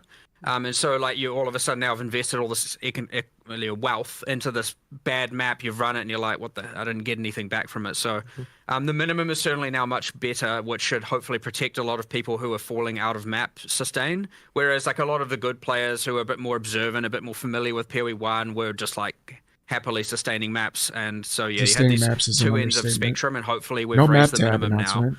now with these changes. So 2 follow-up questions. Since this was a question for later, but since we're talking about bad maps in particular, something you mentioned here, what is your guys' opinion on the current state of maps in the game? Not so much Yeah, that from a happens a monster lot point of when view, you but of a look around, layout too. of maps. So there are some maps people don't like as much. There are ones people really do like as much. Is your opinion that you need maps, for instance, like Mire, Augury, Vow Factory? These are some of the least favorable maps. Do you think you need maps like this in the game in order to more appreciate the more common ones people enjoy? Or what's your stance currently on the map amount of variety that are in the game, put it that way? I guess ideally, like if there have been a few adjustments to things like that. Probably not, like, we're not necessarily going to take every map people find annoying and change it like so that people don't in that way. But certainly there should be balance changes to make it so that they feel at least worthwhile, even if they do have some more annoying layout or something like that. So I mean, I assume you feel the same way about that. There's some standout things. Like, obviously, you shouldn't have the levers that you just can't dodge roll out of and you just die, or the levers are just spawning burning ground on them, right? Obviously, this stuff is just objectively wrong and objectively bad, and that will be fixed. But a lot of that contributes to, like, this is the worst map because you'll go pull a lever and die while doing so. And then there's the ones that, yes, are just like, inherently worse layouts, especially for certain builds. But then again, now using this other thing where it's like, actually, well, those maps may now spawn the most amount of rare monsters or the most magic monsters or just the most amount of monsters. You're gonna have to go figure some of that stuff out. And some people might like that. People with less, screen clearing AOE centric builds probably don't mind some indoor, more mazy maps if they're gonna get the benefit or feel like they're getting the benefit from, more rare monsters. They've got, I don't know, more single target or a more concentrated DPS or whatever. They don't feel so bad fine now with for that. running that as opposed to just running the, sand spit where you can just like nuke entire screens every The bad 2 case seconds. of this though is definitely the tower map, because it's like you mandatorily have to run that map, and so having that be not great is like not a good situation. So hopefully we've addressed that one. Like that was really urgent to address, because it's like because it's mandatory, right? You can't just skip it. So that one had to be sorted. Yeah, turns out it's maybe not a good thing where you have to approach a room full of monsters that you don't know what they are and they're super Yeah. dangerous and you can't, can't see see them. it. It's a narrow bottleneck and you have to run in and just die. But even so, like obviously the variety helps with that, but also the new version of that map is now based on the top floor tile set, which has like got more variety and like it's easier to deal with. So that should improve a lot of Doesn't that. have a roof? Visibility, Yeah, exactly. So it more helps a lot. open, Yeah. less tight bottlenecks. Still they're still relatively narrow here and there, but Yeah. much better to clear. So one more follow-up here, and I'll pass it off to Ghazi. In the reveal, you mentioned that the boss maps, for instance, were supposed to be more common than they actually were. And so this comes to a very common question about Waystone's sustain. So what was your opinion on the state that previously was with Waystone's sustain, as well as do you believe this impact of additional bosses are obviously going to impact Waystone's sustain? So you think this is going to help alleviate some of the feedback we've seen related to there? That one's pretty interesting because, and this is probably going to be a controversial thing to say, but like we don't know that there necessarily is a problem with Waystone Sustain as such. So that means we have to look into, if people say that there is, and that means we have to understand why that is, because I don't think that's the experience that like we're having as we're playing ourselves. And like, so there's always this thing where it's like we want to hear what the players say, but then we always want to confirm with our own experience that like when we do what they're doing, that we're getting the same experience before we can kind of make a good decision about what a change would be. So I don't know that we've identified why it is yet that players are having problems with Waystone Sustain. And so that's like, and this will change this obviously because there's more bosses and so on. Like that's the thing you can do. And killing bosses will give you, upgrades and so on. Like that'll help with that. But I guess I sort of like, I feel like we need to understand that problem more before we can really work out what exactly needs to happen with it. There's certainly more to learn there, but as I said before, the minimum's now higher for sure. Right. So it can be just and- people running into bad specific maps that like have specific problems that, someone who's... I suspect it's also just a lot of people struggling with the difficulty in dying, and like, it's obviously very different if you're dying even in 30% of your maps, 20% of your maps. I mean, even 10% of your maps. It can make that difference. So yeah, there's definitely 100% more to look into there. But like, I personally, I went to from tier 1 to tier 15 maps in a total of 32 maps, and I've sustained since. And then you see the things where people are talking about map sustain, and I'm like, okay, am I in a different universe? And the answer is probably in a different universe. the answer is probably yes, I am in a different universe. But Probably. from a purely anecdotal standpoint of my own, I try and I'm going to see how it is for myself. Yeah, and that I'm is like, okay, annoying. I'm somewhere else. Eventually, We need to you look more filter into this those lower somewhere. level maps, though. So You don't see 'em we have other anymore, people at the even though office they're as well, still of dropping. course, and you get their anecdotal experience. But we need to look at this from a much broader perspective. But either way, what we've just put forward is an improvement to all of that. Higher maximum, sure. Higher minimum, and I think a bit lot more of it is safety just for a lot of bad the people luck. that don't have good But map what it sustain doesn't are really account for they right can't, now is or they safety aren't for running their people maps rare, dying and so their waystone failing percentage is lower. 50% of their maps or N% of their maps. You're running There your is a maps slightly rare. more subtle thing going on, I think, which You'll over sustain maps. it's kind of unfortunate how this turned out, but effectively, because you can power through the map tiers really fast, it means that you don't get a chance to find the gear that you would otherwise have as you went through those tiers. And that means that effectively when you do, like you might be playing higher tier maps than what you really should be playing for the amount of wealth that you found. And that means that your map sustain is bad because you're dying more often because you're kind of playing higher tier content. And is on us because we need to adjust that so that you only start effectively, in order to progress up the tiers, it needs to be more that we need to sort of gear check you more as you go up a little bit to make sure that you've got the gear you need before you're going up the tiers. But this is going to be a really subtle and tricky thing to get exactly right. Like, there's quite a lot to that, and that's kind of more of a thing that we can sort of look at over a bit of a longer period of time, because it's going to require some adjustments. But yeah, that's just sort of another one. But there's quite a lot of implications to all of that, and I don't know that we're quite ready to like understand exactly what would need to happen for that to happen. But that is kind of one of the issues that we're seeing, is just like, yeah, effectively people playing content that's harder than what we would hope they would be playing for the gear that they have, which then causes the deaths, which causes the sustain to be bad. So that's kind of that issue there. Thanks for the detailed answer. I'll throw it off to Ghazi for the next questioner. Yeah, next in line, we're actually going to circle back to what you mentioned, Mark, regarding Expedition, not caring about the layout and whatnot, but you also mentioned, I believe it was in the video, right? You mentioned more substantial changes to Expedition coming later. So the question is, do you have any particular examples of these things you're hoping to accomplish with this mechanic? Yeah, that is a little worrying. Yeah, I can't really say what it is, but what I can say is it is intended that every league, sort of, I'd say, without promising it, because we're allowed to make exceptions.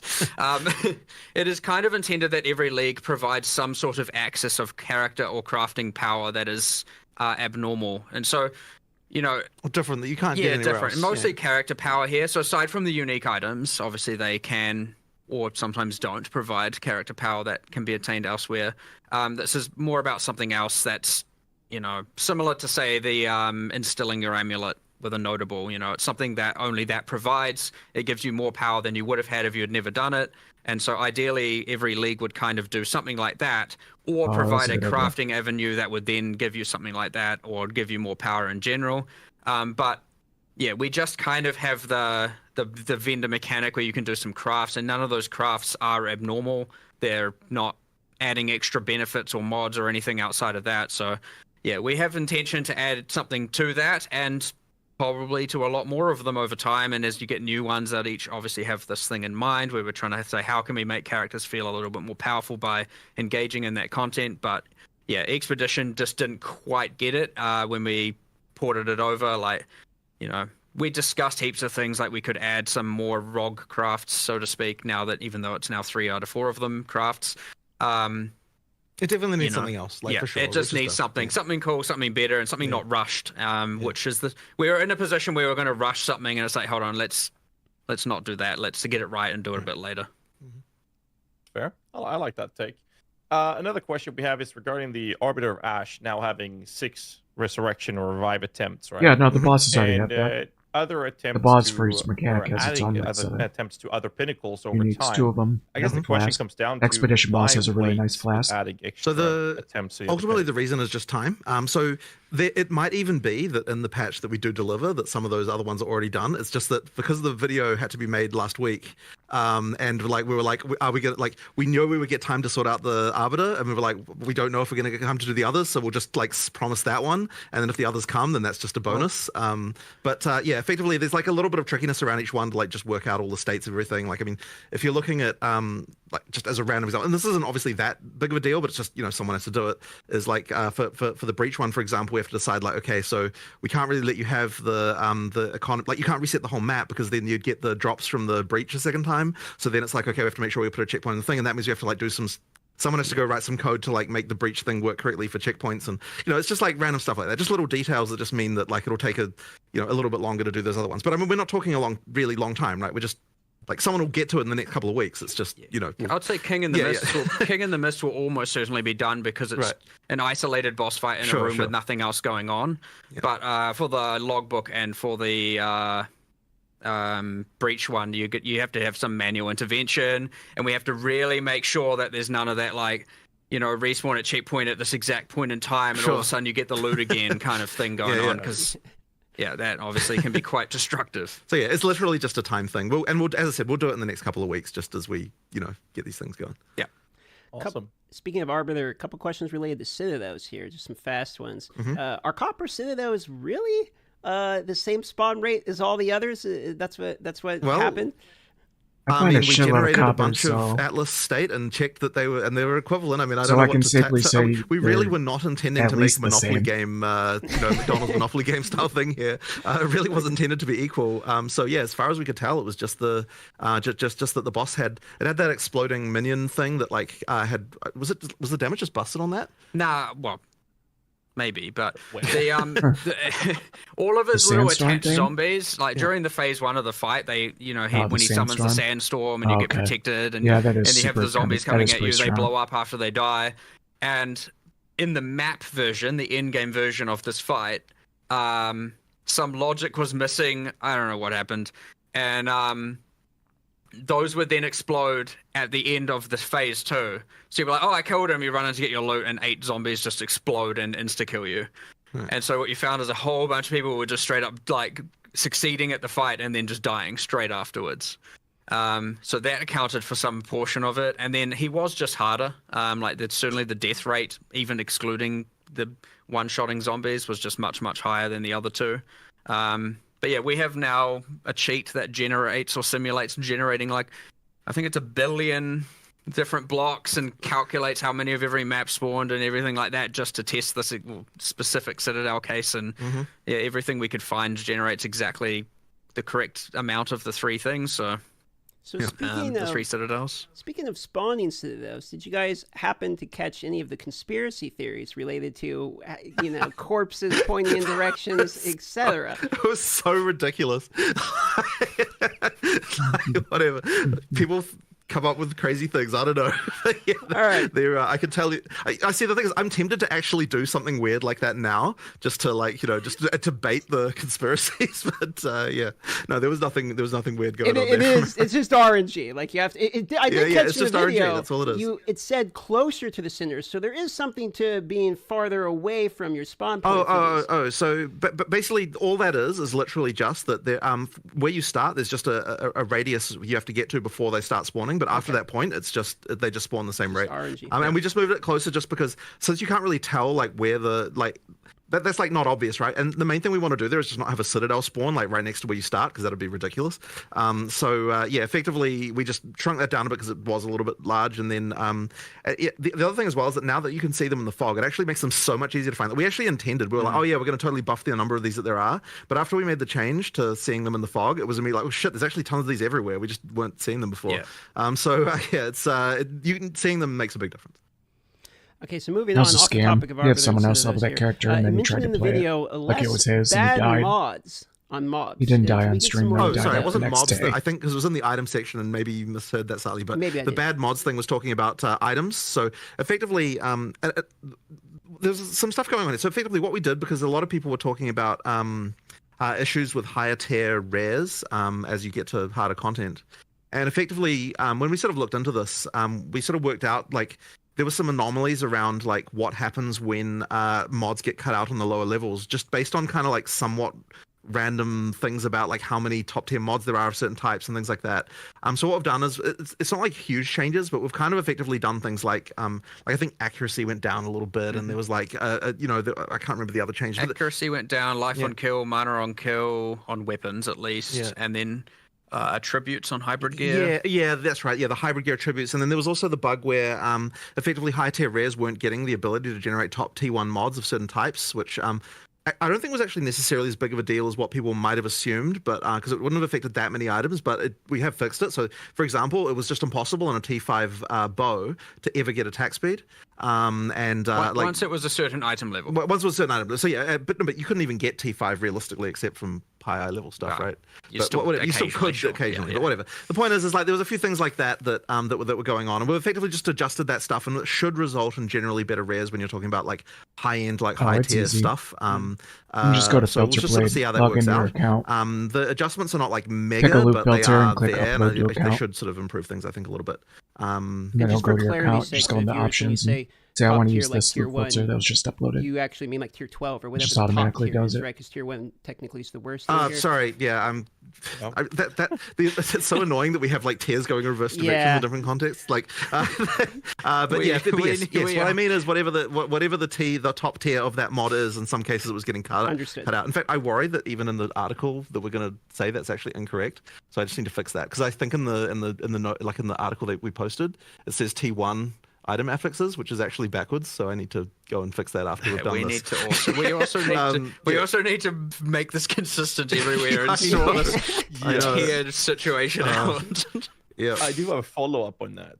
Yeah. It is sometimes very frustrating dropping something that has a high Filter tier, play just came but I up. don't You know can if that literally is the log in and highest upload tier. it straight to Would your it be account now. possible? Like, is there Just something type in you guys have POE, considered I think, filter adding play. I think for we are wait for adding Select a thing POE that 2 when you do displays it. on the mod if it is the best tier relatively soon. But again, we need to also just figure out a little bit more around this because we've got this whole T1 versus T The reason random the number reason why and- there is resistance to having T1 mean the top one is because then if we add another one later, it changes what all the tiers are, and there was sort of some discomfort around that. But then maybe it's still better to just do that anyway. Yeah, and like yeah. I don't know, that was the original thinking behind that. But whatever.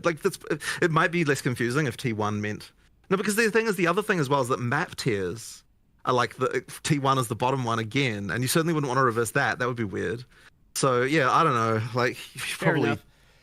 yeah, whatever. This is just a random small topic, but just one of those things. And you're definitely Yeah. logged into the Speaking right of POE items account. and quality, When you go one to of the Filter Blade? most requested additions, item filters, coming to console. So I'm sure many people are very excited about that. Speaking of the topic If you of hit the folder- consoles, can we expect folder more icon quality of life next to the loop things filter in coming the to console? options, For it'll instance, I open very the commonly exact see asked folder for you things need to like put the text, filter UI file in. size, etc. Do you have any plans related to quality of life improvements for console?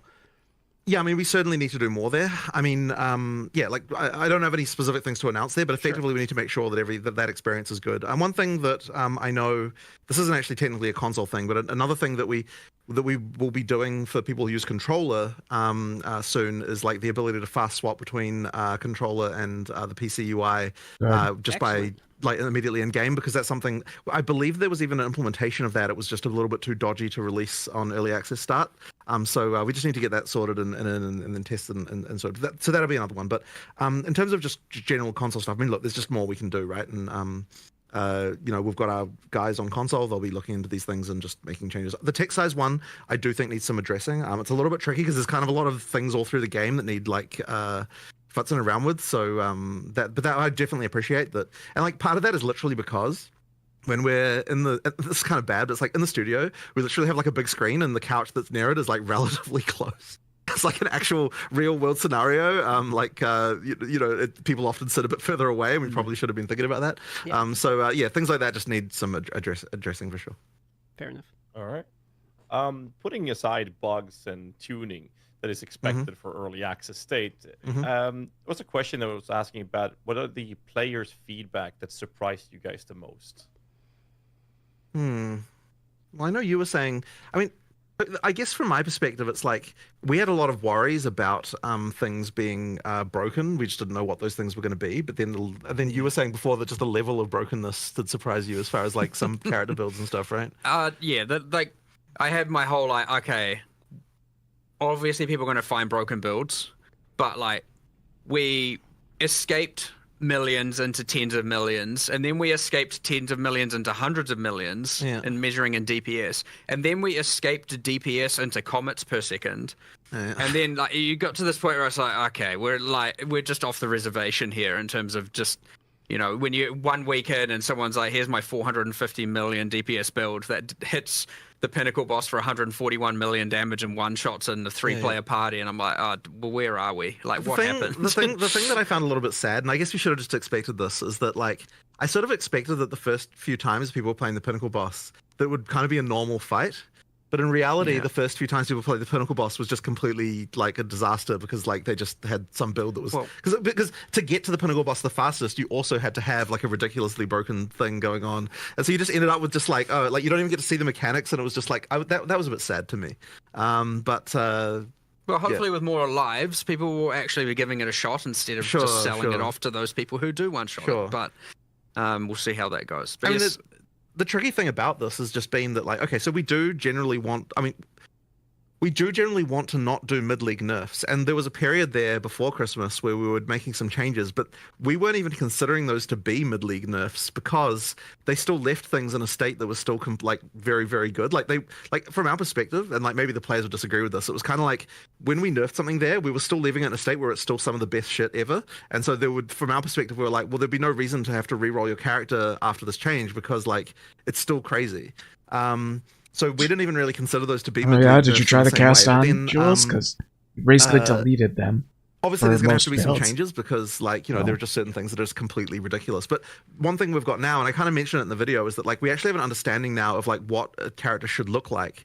And so ideally, when we do our first like true balance patch, we should be at the point where we can be like, okay, here's like these like 10 things that need to come down, but then there's also like these other 50 things that need to come up to get to that point, right? So like ideally it sort of there should be a little bit of leveling there that occurs, but we really don't want to do that kind of patch without doing an economy reset because we actually need like they aren't going to change when you anything. get a new economy and all that sort of stuff. So and when I say an economy reset, of course what I mean is a new league. Like you'll still have the old characters if you want to play them, but all the stuff we're going to be looking at will be on the new economy that you know, in terms of like how it evolves that way.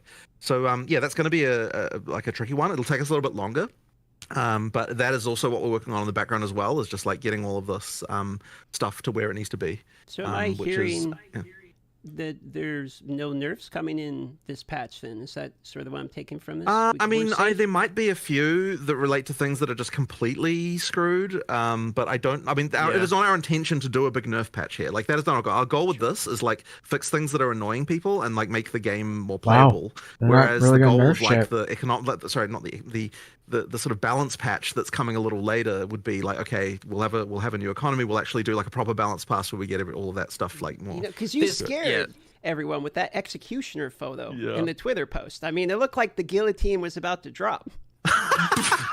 Okay, yeah, people look into things I think a little bit too much. Okay, there's kind of three kinds of nerfs going on. Not on this patch. Just hold on. That was. I do want to follow up though with the comment on. Gazzy, let him fucking talk. What are you doing? You want to combine that with a. He was about to tell us about the nerfs. Is that you saying Gazzy, there fucking will be idiot. economy resets during early access on a regular basis? Yeah, so there won't be. At? They'll be in a new league, so you still get to keep your old characters. But effectively, yeah, absolutely during early access there'll be new. Leagues. What I don't want to say is like whether or not the league as so when I use the word league, people sort of assume that means there's like a league mechanic that comes along with it, and we might do that or we might not. We kind of need to work out what's going on there, but it'll be a new league in the sense that it's a new economy that people can play through, and we'll be introducing significant stuff that would want people to make people replay as well as doing all the balance stuff and lots of stuff. But effectively, we need to do that because if you can't really just make changes to balance like significant ones without screwing people's characters over, obviously. So you need to have some kind of thing like that in order to be able to do that.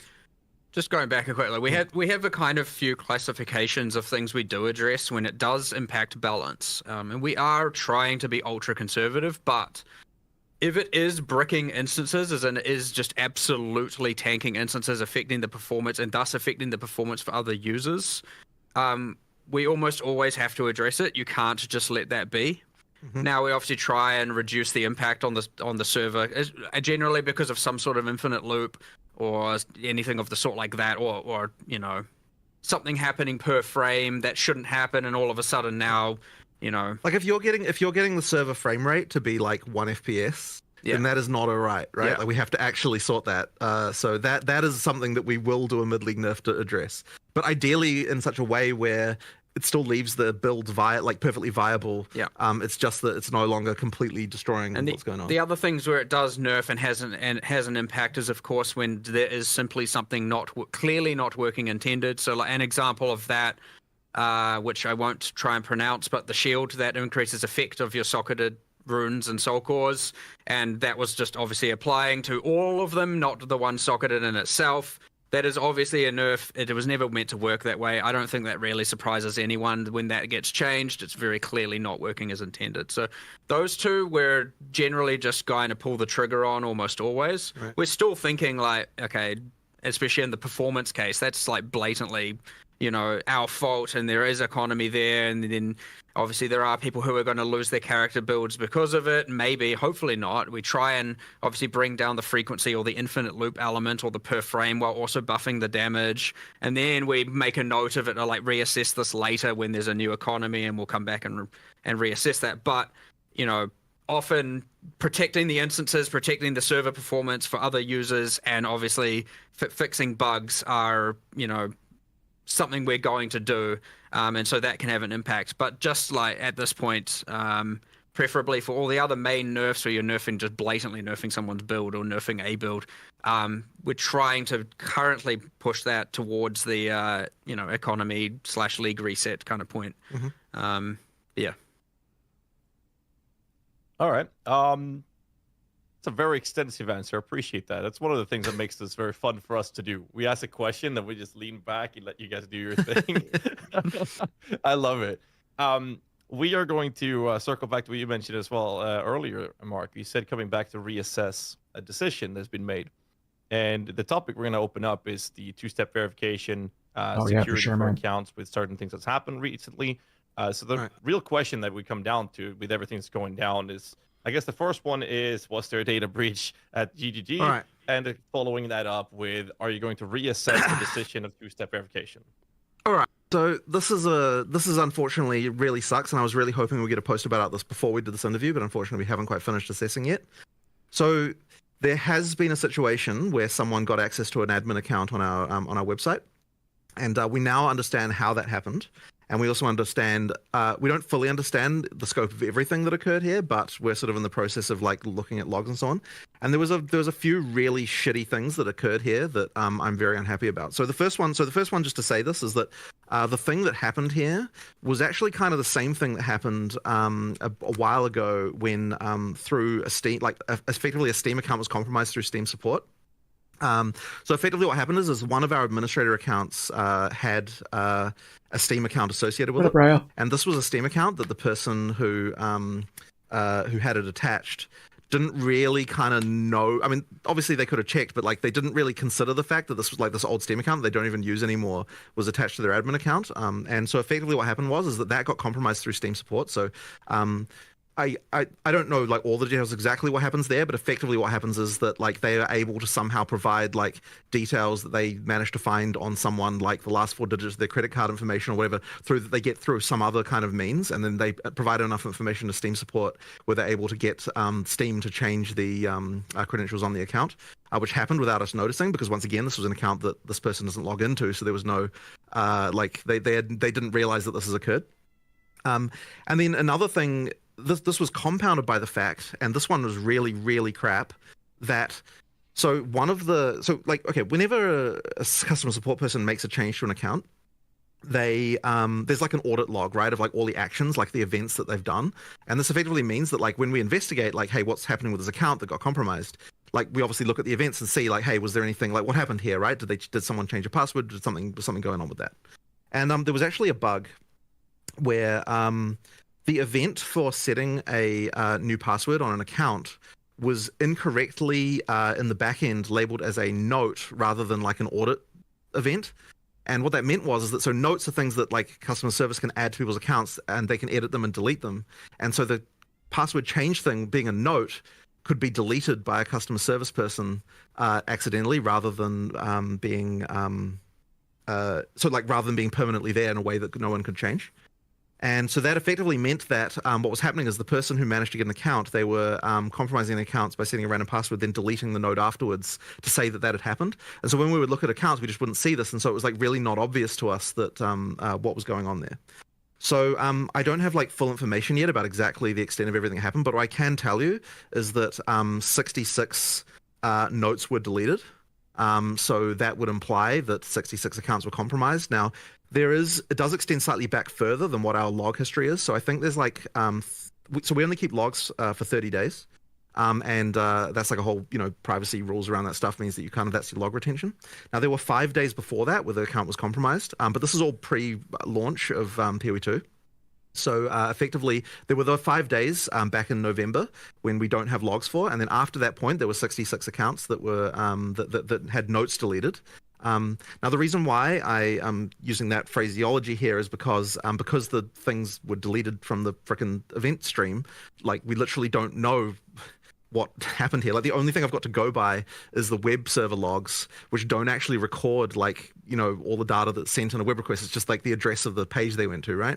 So effectively we can see like basic information, but because the thing itself that they were doing involved deleting the frickin' records of the fact that they were doing it, meant that like, you know, yes, it's unfortunately very difficult for us to track down full information about this. Now, we are going to be posting a post with like all the information that we can possibly gather that we're sort of still gathering. And we were obviously initially very afraid that there'd been some kind of larger data breach here where like they would somehow had access to our servers or something like that was going on. Like because we had no idea initially, right? So we're kind of like, oh shit, you know, what the hell's going on here? But now that we've understood that the vector was via a Steam account like that, it kind of means that like effectively what they had access to was the same stuff that customer service had access to, and all of that stuff is logged except this one thing that was not like logged due to this other thing. And then since then we've also added a bunch of extra security stuff that honestly should have already been in place around this to sort this out. So all of that is to say that like, yeah, we totally fucked up here with like security stuff on this account. Like we're certainly not going to have any Steam accounts linked to, like we're going to audit, make sure that there's no Steam accounts linked to any customer service admin accounts any longer. Like that certainly needs to not happen if there's going to be this kind of attack vector. As well as we've added a few other measures that, you know, to just make sure that this sort of shit doesn't happen again. Yeah, all of that really, really sucks. And especially because, like, as I said, just due to the fact that the stuff about it is deleted, we can't, like, easily find out what even frickin' happened. So there's going to be more investigation working out what's happening here. But, yeah, that seems to be what occurred. So just to quickly, for the people that are going to give it like a quick recap, this was a social engineering breach. This was not like a server-side data breach of an admin account. And this is a one-off, one account. It's now a closed-case scenario. The viewers do not have to do anything on their side to worry about their information. So the moment that we realized that something had gone wrong, we just immediately reset all the passwords on all the admin accounts and deleted all the sessions just to make sure that everything was kosher. So from that moment on, there was no more like accounts getting compromised or anything like that. Sure. And then now it's just been a matter of us like doing a bunch of log analysis, and it's actually quite like. Because the only way we've got it is the web logs, and it's taking a while just to process all the stuff, and there's obviously a lot of human investigation. Like we just haven't yet been able to prepare a full report about it, but we are going to be posting one hopefully in the next day or two that has all of the stuff about that. But yeah, that was just really, really crappy. So then going back to the actual question about two-factor authentication, I mean, in this particular case, it wouldn't have actually helped because it was compromised through our frickin' support interface, right? Except for that, probably it would have helped in the sense that if we had added if there was two-factor auth, presumably the bug about where it didn't get logged when someone changed it wouldn't have applied to that because, you know, it's a new thing that they wouldn't have had the same bug for. So I suppose it would have helped in that sense. But yeah, like that's the thing with that. So then talking about two-factor auth. So first of all, I'm like completely not against two-factor auth in any regard. The only issue with it is that it's easy to implement two-factor auth. What is hard to implement is all the policy around how to recover when people inevitably lose their second factor. And so that's the kind of tricky part to actually deal with. And so like it's kind of one of those things where like, yeah, we will do it, but like we're just not quite prepared yet to be able to do it with all the customer support stuff we would have to do. And like, and it's kind of one of those annoyingly deep holes of like, okay, so like, wow, nobody cares at this point. Someone loses their password, what do you do to verify it? Like, you know, the two-factor auth thing, what do you do to verify this? And it's like, okay, so now you start to have to worry about like what personal information can they give you, and then now it's like storing personal information, and then like what's the GDPR implications of that? And like there's just like it's just like a whole rabbit hole of just like random policy stuff that all kind of like comes around to that stuff. Yeah, effectively, what I will tell you is that we're immediately going to add two-factor auth to all of our support accounts. So you can bet on that. And that is not a problem. That is not a problem for us to do there because the policy around that is like, well, you just like walk in person to the frickin' you know, guy. If you lose it, then you can you can physically deal with that, right? That one is how we sort it out. But as I said, we will get to it, and it is a serious thing. We definitely want to have this. It's just a question of just getting it done, really, like all the policy stuff around it and all of the like. Yeah, just as I said, it's all support nightmare around how to deal with it. Well, I appreciate the extremely vocal transparency about what's going on. I'm sure lots of people here watching appreciate that as well, and we won't grill you about it or anything. So Appreciate that information. We'll move on here to a little bit more fun topic, which is upcoming content for the game. So we've been asked, one of the most common questions we've had here is things like roadmap for cadence of releases. You know, you guys originally stated 6 to 12 months for full release, which begs you know the question, how many leagues between? There's 6 classes, so if it's 6 months, it's 1 class a month. You know where I'm going with this. So, you know, can we expect any information in terms of the cadence of releases, upcoming things like weapons classes, skill gems, etc.? Right. So the cadence we want to hit is sort of something similar to the kind of league cadence that we've done before for PoE 1. So like that's like I think that it works. Things work the best when you've kind of got like like releases that are fairly large that like have a significant amount of stuff in them to actually bring people back and play and so on. So you can kind of expect a similar thing like that. For the actual like what is going to be in each release, obviously I'm not going to talk about that because we'll save that for the live stream and all that sort of stuff. But effectively, yeah, I mean like that's kind of what you can expect. That being said, there's also a thing where like so we want to be able to do the balance patch addressing the balance issues that we've talked about as soon as we can. But in order to do a patch like that, you need to have enough content in it to be able to make sure that people actually come back and play it and like that sort of thing as well. Like you need to be able to make enough changes and like add enough content that it's actually exciting. So we're going to work towards getting a like a PoE 2 sort of new league with new content in it basically as soon as we possibly can. So we're like I can't exactly say a date or anything, but like we're gonna rush for it, right? Like we're gonna really try and do it because we want to get to that point of stability of the balance that we're sort of happier with as soon as we can as well. So as I said, not going to say a date, but basically just. Look, we work reasonably fast. We're going to try and get it out as quick as we can. Hopefully, we get that relatively soon for you guys. Okay. So I'm just going to go ahead and assume that the new acts is going to be involved in this. But I guess a little extra question to that when we talk about Act 4, 5, 6. Is the plans to add like one act, or are you guys? Yeah. So this is honestly one of the freaking hardest questions ever, right? Like this is actually something that we've discussed back and forth so many times because. Like, if you're talking about it from a pure storyline perspective and like kind of what makes sense, like, so there would be, okay, so imagine we release one act, right? It's like, how does it fit exactly into having the leveling, like, do you go like 1, 2, 3, 4 and then like 1, 2 again? Like, that'd be kind of weird. Or like 1, 2, 3, 4, 2, 3, or like, do you have Act 4, you can also play Act 1 or Act 4? Or like, like it's kind of just weird, right? And like, so like from that perspective, it's like, oh, we should do them all at once, like at some point. But then on the other hand, we're like, okay, if we don't release the acts one at a time, then that kind of means like all the content from that we're sort of busy having to work on, we still have to have good releases, right? And so that means we have to have like more stuff in what we do release if it doesn't contain an act. So there's kind of this like complicated like puzzle around this, and it's like, and what we kind of thought like. There are issues around this, but effectively we're like, okay, well, we're going to have to make Act 4. We have to be making Act 4 in the background right now anyway, right? So we don't technically have to decide what we're doing about this, like, right now. So, like, that's sort of happening anyway. So I guess that is to say that, like, there's still a lot of argument about this fact. And it's honestly such a hard one because I don't think there's a really great answer. Like releasing the acts one at a time would make the making content so much easier because we get to immediately utilize all the stuff from that act to like make other content. Like it'll be so much, and like also it just immediately makes a release feel really big, right? So like that would be something that we could do, and it also would be good for our studio because like there's this phenomenon that always happens where like. You say, okay, this is when we're making this thing, but if people are not actually going to play it, then like people have a different definition of finished from like, oh, people are actually going to play this versus like it just has to be ready internally, So like for just a production perspective, like I feel like the game will get made faster if we do release the acts, just because it forces us to actually release them and like forces everyone to get it into a really playable state. But on the other hand, as I said, there's like all these kind of like practical issues with it. So damned if you do, damned if you don't, huh? Yeah, I know it's a bit of a tough one. So I mean, I guess the answer to that is still to come, and we just need to work out what we feel about this one way or the other. So I guess you'll see when we do our next announcement what we've kind of come up with. But as I said, in the meantime, it's not like we don't have to just make Act 4 anyway right now in the background. So that's they're continuing to do that as well as all the people on the more sort of balancey side of things working on balance, which will get shipped much earlier. Yeah. All right. Let's just move on to the next topic to make sure we actually cover these questions. We have a long list. Sure. So we're going to talk about a can of worms called State of Magic Find.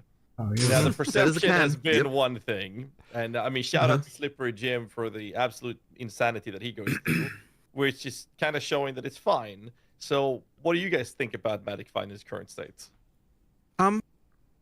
This is a very tricky question. Now, what I will say to start with is that like the way the Magic Find formula works in PoE 2 is literally identical to how it was in PoE 1 as far as diminishing returns and everything is concerned. The difference is just down to what Rarity is giving you as opposed to what it was giving you in PoE 1.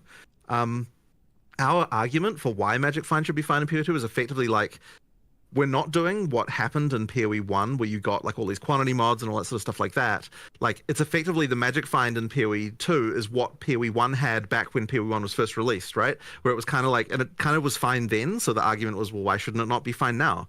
I guess there's another, like compounding with this, there's another contingent of people who would say that like anything at all that affects item drops should just not be a thing at all. And which is like a position you can take. And I don't know that I necessarily, agree with that position, but like you know, it's another position you can take. So I guess all of that really is to say that like I don't think there's anything about it that's not working as it's intended to work. And ultimately, the purpose of something like Magic Find is to kind of give you another axis of build design beyond just like doing the most DPS. Wow.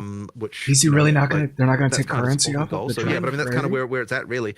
There's definitely more to look into here though. I don't know if you've got a different opinion. Not really. I was just thinking the main difference between, say, PoE 1 was Currency you fully set. saturate into Exactly. every right? single item being a unique item. That's the difference. Whereas in PoE 2, you saturate into higher tier rares. You actually cannot fully saturate into unique items. It is impossible. So yeah, it certainly holds different value. I don't know how, but then again, I suspect a lot of the audience who are finding Magic Find to be a problem would find it a problem in both games, which again, completely fair perspective to take. I don't know. There's a little bit more to look into here for sure. Like we come back from holiday and we're like, all right, let's fix everything we can in a week. There's this list of like 100 things and we pick the most, what we think is the most impactful 10. And so, yeah, there's a lot of these things that are just outlying on a list for us to really actually look into and investigate more and see, you know, what part of it people are liking and not liking. Because, you know, even though you had Slippery Jim do this, you know, the great service, there'll be a lot of people who just disagree with that. He says it's fine. There'll be a lot of people who disagree with him as well. So yeah, we just need to look into this a bit more honestly to get a better conclusion. But personally speaking, I don't think it's a problem currently. But I might change my mind as well upon reading all of this and looking into it more. So we'll see how it goes. A follow-up. I don't know if you. Okay. Oh, sorry, I didn't mean to cut you off. You can continue. No, you go for it. Sure. So a follow-up to this is okay. So the state of Magic Find is a question. Specifically.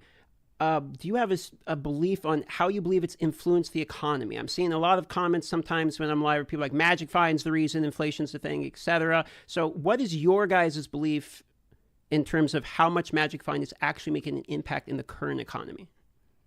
Actually, there's another difference from PoE 1, actually, of course, is that Magic Find now increases the tiers of currency you find. Yes. Which, I don't honestly think that we have an informed enough opinion on this topic, actually, to be fair. I don't think it's been our primary concern like this week because of the fact that like there's other things that we think, you know, like we really wanted to make sure that the actual play experience is prioritized as the main thing. Like that's the kind of, you know, our focus right now, which I mean, obviously this affects it, but it's kind of like something where like it's a slightly longer term concern. So it's something we need to definitely investigate more. But yeah, it was really like that map playability and like making sure that, because like, I mean, when people are dying to things that they think are bullshit and stuff like that, that's kind of like something that we were more concerned about. So yeah, that's, I would say we need to definitely do more. We need to form an opinion about this before we can say more about it, I think. How about I phrase a question like this then? In PoE 1, item quantity was removed, which affected currency. In PoE 2, you now bake that into Yeah, I see what you mean. Yep, that's a very good point. What is the reasoning for reintroducing quantity that you made a decision to remove in PoE 1? I don't think that we looked at that as reintroducing quantity, but you are correct that it does increase the quantity. Well, okay, it's not that it increases the quantity of currency; it increases the type, the tier of the currency you get, which you would look at that as quantity because like you don't care about like whatever transmutes are dropping. You only care about the higher ones, and so as far as you're concerned, that is quantity. So I would say we just didn't really look at that as quantity, but you know, you're not wrong about that, right? That is true. Well, it's certainly going to be a problem if it is perceived as that having enough rarity is the only way to thus have enough currency to say roll your maps effectively sure. and also have enough to spend on gear and whatnot. Like Right. that's certainly a problem. In which case some adjustments probably likely do need to be made. But again, we're just speculating now. We need to look into this a heck of a lot more in order to get an actual informed decision there. That's fair. I do have one last follow-up on it, and it's a discussion we had 4 or 5 years ago with Chris Wilson, and the topic was actually about currency drop as well. And the comment was that the numbers were fine on GGG's side. The numbers looks fine. It is accurate. You are dropping more currency than ever, but the numbers didn't matter when the perception in the community is the direct opposite. So how do you think about tackling that specific conversation when the perception is completely opposite to what's seemingly the reality of things, right? So are you saying that the community perception is that currency doesn't drop enough? It's the perception is that rarity is a mandatory stat. Oh, sure. because of the No, yeah, pseudo well, quantity. absolutely, right? Like, look, if the community feels that way, we should absolutely look into it and do more about it, right? Like, but bear in mind that, yeah, I sort of often say, you know, like when the community has a problem, this is an invitation for us to understand the problem and then for us to address it in the way we want to address it. And that way isn't necessarily exactly what the community is saying, but it's just effectively like, I do want to keep doing things until the community is no longer unhappy about it. But that may not necessarily look exactly like in the form that they're expecting, if you know what I mean. So yeah, we have to look more into this. That's absolutely the case, right? And we can tell that because of the fact that people are unhappy. So yeah, we will look into more into it.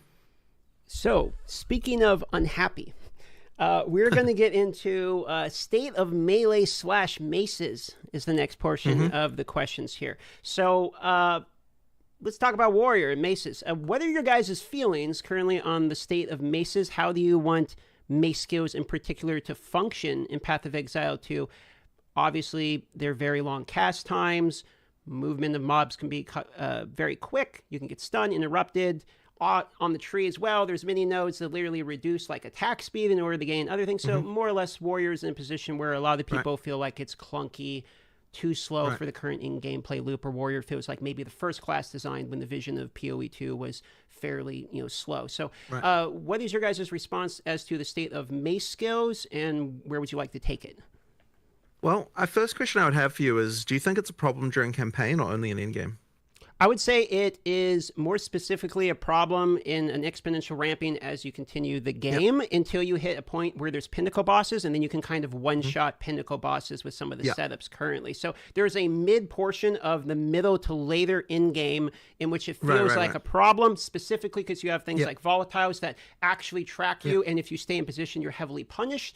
So it seems counterintuitive to the design of some of the mobs. I do think that there is a problem in game here.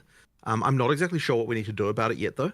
I'm glad to hear you say that it's an in-game issue and not a campaign issue, because I have to say that my experience playing Warrior through campaign is actually that it's fine. But I did hear a bunch of people talking about that as if that was not fine, and I think that it is. Like, I think, or at least I can't reproduce the issue during campaign if that's the case.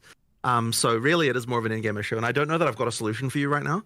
But we do need to, like, once again, it's one of those more subtle things that we need to look into, and I suspect that the big balance patch will be looking at that a lot more. There is something about the warrior that doesn't scale in the same way that some of the other classes do, I believe. But that we sort of need to understand what the other classes end up looking like as well a little bit to understand that as well. I don't know if you've got any more different opinions about that. Well, I mean, the attack speed is a big part of it, right? You obviously have, that is a multiplicative axis that every other cast speed or attack speed is a multiplicative axis every other, or I guess comet trigger speed, that every other class is getting, and the warrior has a deficiency in that. And even if you were to get it, yes, obviously there's the fixed attack times which don't scale. It's probably a combination of those are too punishing, or there's too much of them, and there's not enough attack speed available. It'll be somewhere in that region for sure where we have to make some adjustments, and it probably won't even be that drastic to get it to feel right. And of course, like, it is easy to compare it to, especially, I know you said more like late mid to mid end game thing, but like when you look at the like top end, it's very easy to compare it to the absolute insanity that is, like, Pillar of the Cage God with Hoa and all of that, which is just ridiculous right now. It's very easy to compare it to that and be like, well, Warrior will never be viable. But there are also a lot of quite good end game warriors that are certainly being played, and You know, I don't want to certainly make it seem like it's completely useless. And I mean people using maces, not just people who are doing it for the ascendancies. Karn's a notable example. He's like level 99 in SSF, but he's having to use the Herald of Ice tech, which is very highly speculative to be nerfed, right, in order to make it feel good. So while I would agree there's people that are doing it, I would also argue there are people that are doing it as a masochist in order to be like, I'm a warrior guy, I'm going to do it regardless. There are also others, maybe not that advanced and not that far up in terms of her level. But yeah, sure, understood. Like, it's certainly on the weaker end at the end game, like, without question. That being said, I don't think it would take too much to get it there. But yeah, again, it's part of this massive balance. Oh yeah, man. Recalibration we didn't need to do now that we've seen the state of everything. Right. Warrior or mace skills are certainly on the ones where you're going to do a lot more bringing up than you're going to do bringing down, aside from things like the Hammer of the Gods, just in one shot with bleed and then the boss is dead and you don't do anything, right? You get those anomalies out there where it's like, yeah, they're gonna die in one shot no matter what. Things like that aren't going to be buffed necessarily, but fair enough. There is more to buff in the mace spectrum than there is in most of the other things, I'd say, yes. So that answers the offensive spectrum for the warrior. Now let's talk about the defensive. And one of the things in the reveal video was armor, for instance, is getting fixed or buffed, I should say, and we'll talk about that in a moment. One of the reasons we didn't dwell on that too much is because I wouldn't want people to think that that's more of a change than it is. Like, we are doing a bit of a buff to armor, but it's not like the hugest deal. I think there is more we have to do. Like, there's more complicated stuff we have to do with armor, I think, to make it more interesting. But there's a lot of arguments about this. One, because it is like, yeah, I'll just say that. There's a lot of arguments about like how exactly this should be addressed. One concern that we have, which is probably totally out of left field as far as what the players would say, is that we don't think that there's enough of a difference between the big hit and the small hit. There's a number in the formula that is different in POE 1 than it is in POE 2 that results in the armor being... The difference between a small hit and a big hit in POE 2 and POE 1, it matters more in POE 1. But in addition to that, so we actually think that POE 2 might be wrong in this regard and we need to change it. But in addition to that, there's also a thing that's happened where like white monsters can hit harder in POE 2 than they did in POE 1, and that means that the thing that armor is supposed to because part of the intention with armor is it's like, okay, like when you're talking about like big boss hits, like it has less of an effect than what it would have off like a bunch of small hits, but sometimes the small hits from a white mob are not even that different from what a boss hits you with, and so this is actually meaning that the sort of the idea of armor being based on the damage hit has kind of got like a few issues that we have to deal with. So I don't know if you've got any more thoughts on this particular topic, but it is like something that we have to sort of worry about a little bit. Yeah. It's again one of these things I hate coming in here so unequipped, but again, it's just the timing with the holiday and all that, with all these things where it's like, have to look into, but that is the nature of it. I mean, especially once there's an actual released product, it's like a good, 50% of our time goes into having to investigate and look into live operations problems like this. So we are buffing a little bit of armor a little bit in this patch for because there are some issues there. But honestly, the full solution for armor is going to have to be more complicated, and we're going to have to sort of work out some stuff around it. There's definitely something that I think there was another thing as well, is that like the other defenses tend to have like extra mechanics that are easier to access than what armor has. Which is another sort of side thing, which is like not entirely obvious when you're designing it initially. So it might be that there's more like supplementary things that the armor, like that strength characters effectively need to have around defense. And so like stuff like that can kind of matter a lot. So like Wind Dancer's universally just better than Scavenge Plating as an example, if those are meant to be paired. One is just like you have it, and the other is I have to armor break, and then on bosses it's much harder to sustain. So we've made changes there, of course. We did buff the armor. I'd say it's obviously hard because of the big hit, small hit, but it's probably in the like 15% more effective kind of region.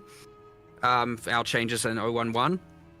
And then a lot of it is also like, okay, if you consider that evasion also applies to damage mitigation from Invoker. You got a lot of things going on with acrobatics, which turns evasion into arguably, it penalizes your evasion, but like it then kind of gives you almost as much PDR against certain hits as a lot of armor, and then you have a lot of very, very strong defensive, with Grim Feast and Energy Shield. And so, like, it's not only armor is weak, it's also that evasion and Energy Shield have some extreme strongs that are going on. Not to say, these are all going to be nerfed. I'm just saying there's some there's some meeting in the middle that we need to do for sure. So to give you a feeling from, like, I played Warrior 90 first. That was the first thing I did, and I would enjoy Warrior as an archetype the most. Would you say it's a fair statement to say the Warrior and Mace skills and, sort of that side of the tree in particular is in a state where it has the worst of all of them? So it has the worst of the defenses and armor, it has the worst effective HP in terms of life, and it has basically the worst offensive capabilities as well. So you could see why I'm feedbacking so hard in relation to this archetype. Man, that's a brutal savaging, but I suppose I can't necessarily disagree with any of those with any of those assessments. Fair enough. We can move on to the next topic then, unless you have other statements on it. Oh, what do they have? You have shields.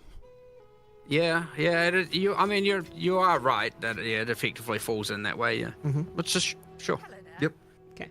So moving forward here, we have charms. So I saw that there were some notable changes in relation to charms. I thought it was a great change to be able to see when they're actually being activated, as well as the charms that are there as well. So some clarity things in relation to charm. I don't know if I saw whether or not charms in particular actually getting tweaked in terms of number side of things, or if it was just some transparency related to charms. But how do you guys feel about? We're not tweaking numbers in this patch. However, there's definitely something not right about charms as far as like the usefulness goes and all that sort of stuff. Like we need to do something. I don't think we've decided what it is yet, but it's clear to us at this point. Like, so charms came in like super late, and I just don't think they're quite like working out as well as I'd hoped. Like they just need something else, but we don't quite know what that will be yet. But we did want to at least make, like, one of the issues they did have is like you couldn't even tell when they helped you.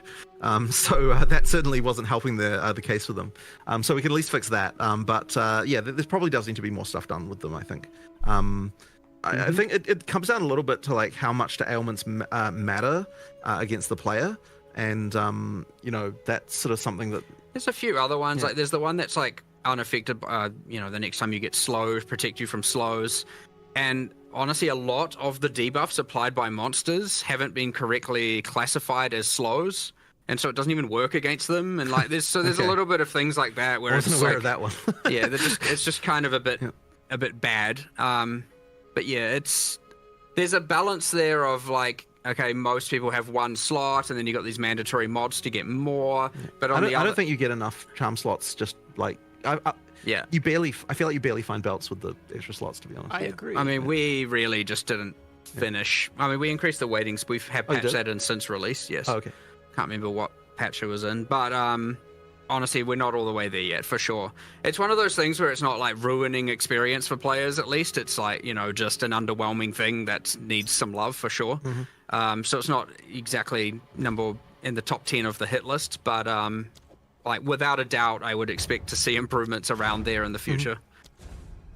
Following up on the charms there, any thoughts regarding adding more charm slots for uniques? It feels really hindering to equip a unique when it comes to the topic of charms. So this is the whole, like, if you have a unique belt, you only have one always. Yeah, that's not a bad idea. I also just want to add more slots outside of unique, so more on the tree and other And some ways more to magic get them as bind, well, if so they you aren't don't nerfing necessarily it. have to. Because, like, there's nothing... I think at the time we had it that, like, you couldn't have more than 3. Like, internally it was implemented that way, and now it's like you could have 50 slots plus 1 slots, but you'd only have 3, obviously. So we can give away a lot more +1 now and plus whatever we want all over the place. But yeah, I mean, that is a way, yes, that some unique should have it, and probably more on the tree, more in other ways. I have to have a look at it, but yeah, there's no harm in it now, at least. Yeah. All right. We're going to move over to another topic, which is, speaking of belts and trading unique belts, for example.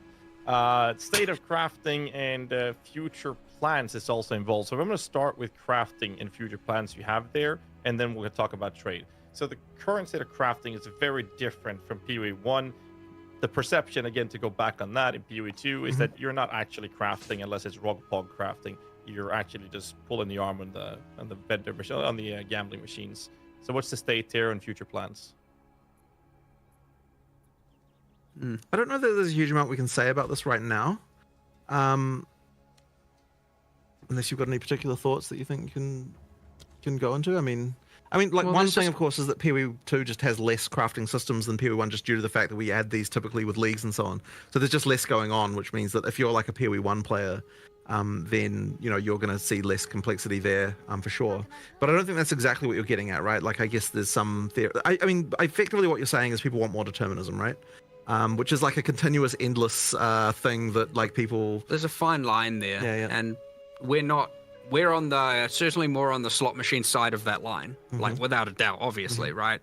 And there's more we need to do, I would say, to get towards that line. But that's our line that we determine. Not that I know how to describe that, because there's plenty of people who are just going to be like make everything fully deterministic all the way. I mean, before we released, we had for a while a system that involved like deconstructing mods and then putting specific mods on items and so on. And like we just kind of like no one. Like with a system like that, we were never able to get it to the point where both people who played the game were happy and like we could be happy as far as like what it would let you do. And that like there's still something along those lines we might be able to do one day to kind of work that out, but we just kind of haven't really hit it yet. The socketables were kind of supposed to be the thing that was you had full control over, that's like determinism, and so that like Which has a lot of room to expand over time. Sure. like, So there's more stuff you can do there. But I guess because people see that as supplementary, they don't even necessarily see it as part of the crafting system, which is kind of interesting.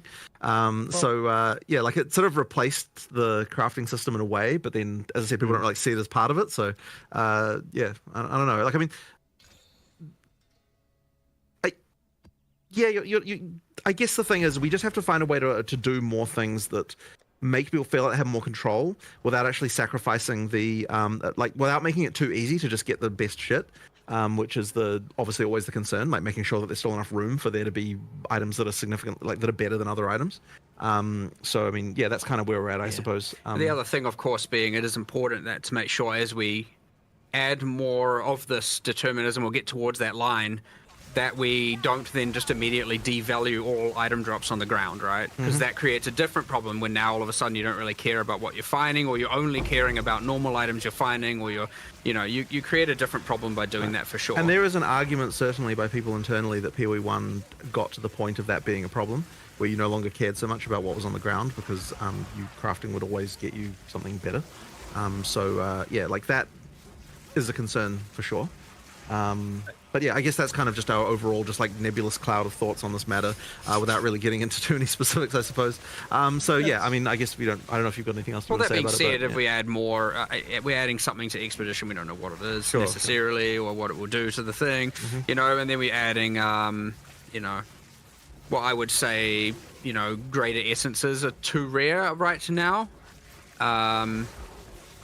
And what else is there in there? Greater essences are too rare? I guess like there's certainly room to expand on the Omen system to do more there.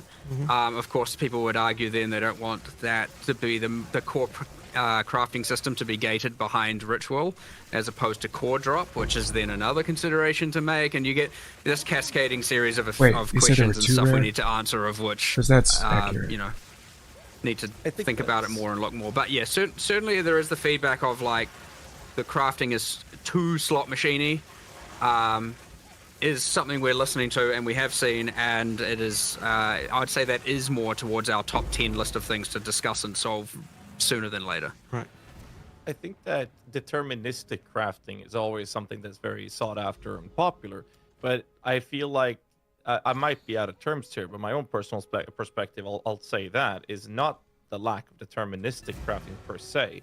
It's lack of options to craft with. Because the slot machine crafting, we have that in PoE 1 as well. It's called Exalted, it's divining, and whatever we're doing with the items. Harvest. It's not deterministic crafting. Yeah, exactly, harvest. It's not deterministic crafting that's lacking. It is options to do something with the actual items. Because right now, you drop an item, and what you can do is annul it or exalt it, or you can pop some chaos orb. And the meta crafts, which are behind the omens, that's a different topic, which we're going to tackle in a bit here. We talk about trading. But the crafting has less to do with deterministic approaches, but rather giving us options to work with on an item to make us actually craft it, even if that means, RNG in the next slam or something. Right. And if that's the case, then more content will get you that. Because that will just that will solve itself over time. Right. Because as we just add more stuff during early access, there's just going to be more and more of those kinds of, crazy systems. But we'll make sure that, like, I say over time, it's not like there's something inevitable about it for sure.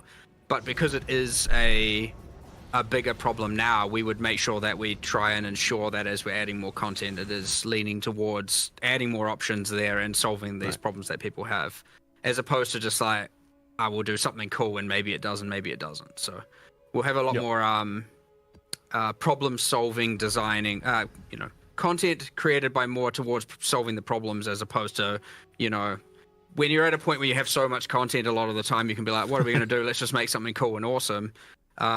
Whereas here it's going to be like, let's look at problems to solve and create content that comes from that. So there's like kind of two ways of coming up with the content, and certainly this is one that will be a problem that we're looking to try and solve by doing that, for sure. That's fair.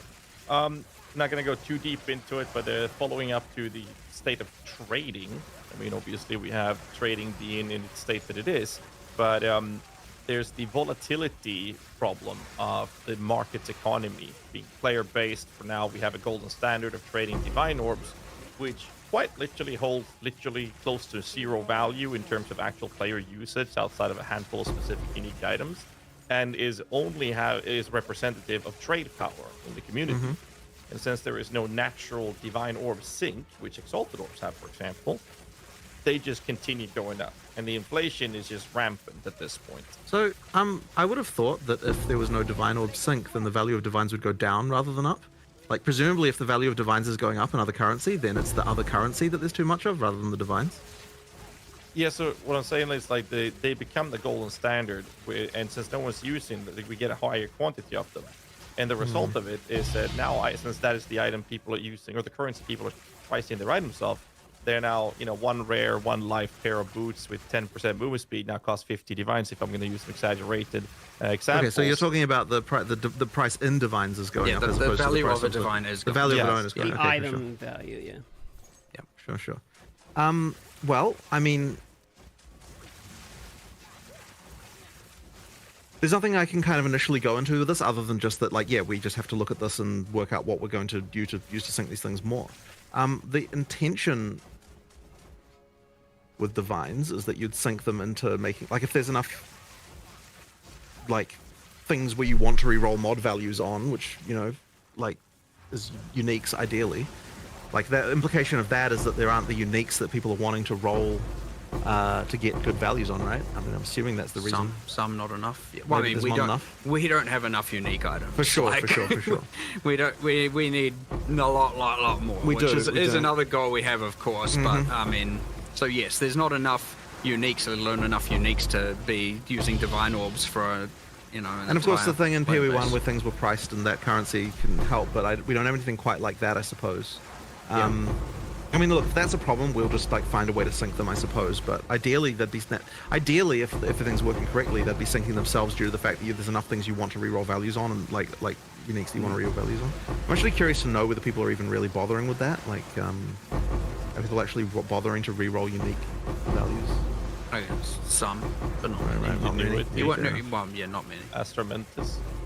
Yeah. Those are like the two main ones, I think. Like, no one's gonna pop a divine orb on Avengers Gamble, so it's like that's literally gambling. But like in POE 1, we have the option of metacrafting being a currency sync for divine orbs. Former exalted. So it creates this natural flow, but also provides this crafting method for people to actually kind of help the state of crafting that people are looking for. Right now, they're omens, and because of this type of inflation happening, they are so far away from most players that, like, even players that plays a lot, I haven't bothered myself. I played a lot, with a subathon and everything. Like, I haven't touched an omen because they're too pricey to use. Like, it's a very select few players that even engages with them because of how priced they are. And they did say they're going to raise the rate of omens by quite a bit. Player base. One other point of this is it might tie into a previous discussion we had about Magic Find influencing the economy in relation to currency drops being upgraded. So I know that's one portion we talked about you're going to look at previously too. So I think these two probably tie in together here. I don't know that I've got anything particularly like smart to say about this right now, honestly. Though that would be the We issue. are at least making omens more common, so hopefully Yes, that yes, that's it. But I helps mean to that. some degree. But Yeah. I think we then also need more uniques and a lot more uniques, obviously, and a lot more uniques that would have divine sinks. And then I suspect the answer also is additional sinks of currency. Because I mean, Fair enough. I suspect it's a bit of everything here. Okay. So we'll move on here. We have a significant amount of questions left. So I'm gonna try to speed up the cadence of these a little bit here as we're about maybe halfway through, but well over halfway through the interview. So we're gonna talk a little bit about state of in-game and state of league mechanics here. So I'm specifically going to go into league mechanics first here. So some league mechanics, essences, strongbox, to name a few, feel a little bit like noob traps. So I was kind of hoping to hear where your guys' thoughts are in relation to some of the underutilized ones. We talked about Expedition already, so you don't necessarily have to go into it, as well as the state of Breach. Breach feels notably like the one people are enjoying the most. Do you feel like that one's overtuned? And the other one, I mean, I don't know anyone who actually does strong boxes, so where do you want those and essences in particular, especially when it comes to the how often essences are not really rolling greater essences. Like, you don't really see greater essences very often. I actually saw more in the campaign than I have in any of my in-game maps. So I'm curious about kind of league mechanics as it ties into in-game in particular. Yeah, I mean, look, we just need to do a lot of balance here, and that's really all it is. And that once again just comes down to the relative lack of testing that in-game had before launch compared to other content. So yeah, there's just a lot of balance to do here. It was meant to be more that essences, strong boxes, and like precursor artifacts are like the things you find that you can't anticipate coming. I understand you can spec into them, that is a thing, but it's meant to be more like a thing you find that you don't know is coming, whereas the I know we refer to them all as leagues, but like, let's say the ritual, expedition, etc., the ones you know are coming and that you're investing into. So you have these two categories where you have the ones you are adding and investing into, and then you have the other ones that are meant to be more exciting random finds. And it's safe to say, obviously, you know, there are so many essences that finding non-greater essences isn't giving you that dopamine, especially in in-game. And finding a strong box is like anti-dopamine right now, because it just makes you feel bad, because you're like, oh, this, and you just want to run away. So, look, it's safe to say that those failed at achieving that goal, hence why we have to make some improvements to them for sure. But I want to make sure that there's those two layers of things, where one's the stuff you predict is coming, you can see the icons, you can apply them with the you know, there's the base types of the precursor tablets to apply, and then you have the things where it's like, I hope I find an essence, because it's like, I hope I get the good one that's worth, you know, way too many of those divine orbs. So yeah, having both layers is important. So yeah, and we'll continue to add ones at that upper level that get a tablet, and then we'll continue to add ones that are more at that random find excitement in the map that you don't know is coming. Because you don't want to put it all on one layer where you know everything that's coming necessarily, because then nothing is exciting. And you can do exciting within that to some degree, but not always. I mean, really it all is to say that like there are some of these that just aren't as good as the others, and we just have to improve them. But what I will say is that the breach monster density is probably a little on the high side.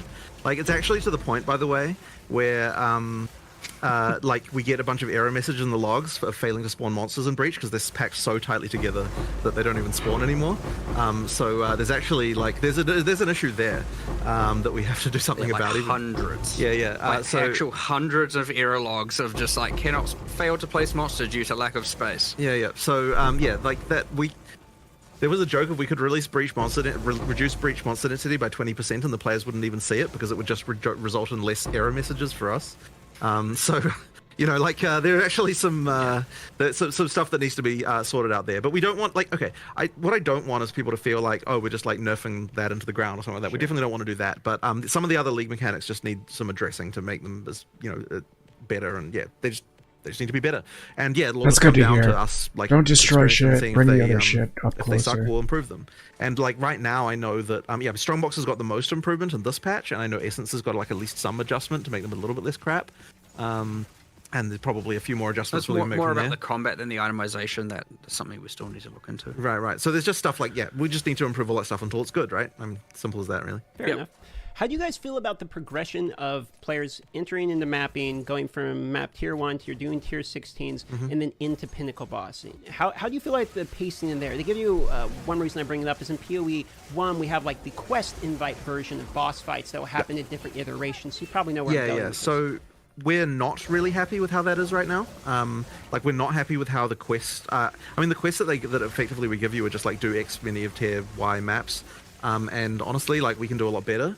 That's kind of a larger... It's something that I would have loved to be able to just solve instantly, but like it does need some more work. And I think there's a few different areas of this.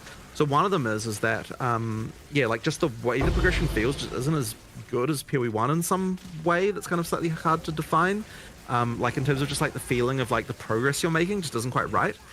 So I think we need to do more. Like, there might be some changes we have to make to how the Atlas works to make that better. Certainly want some bosses between those points. Yeah. Like, it just needs more of a and feeling I don't mean of random ones. I mean like actual ones.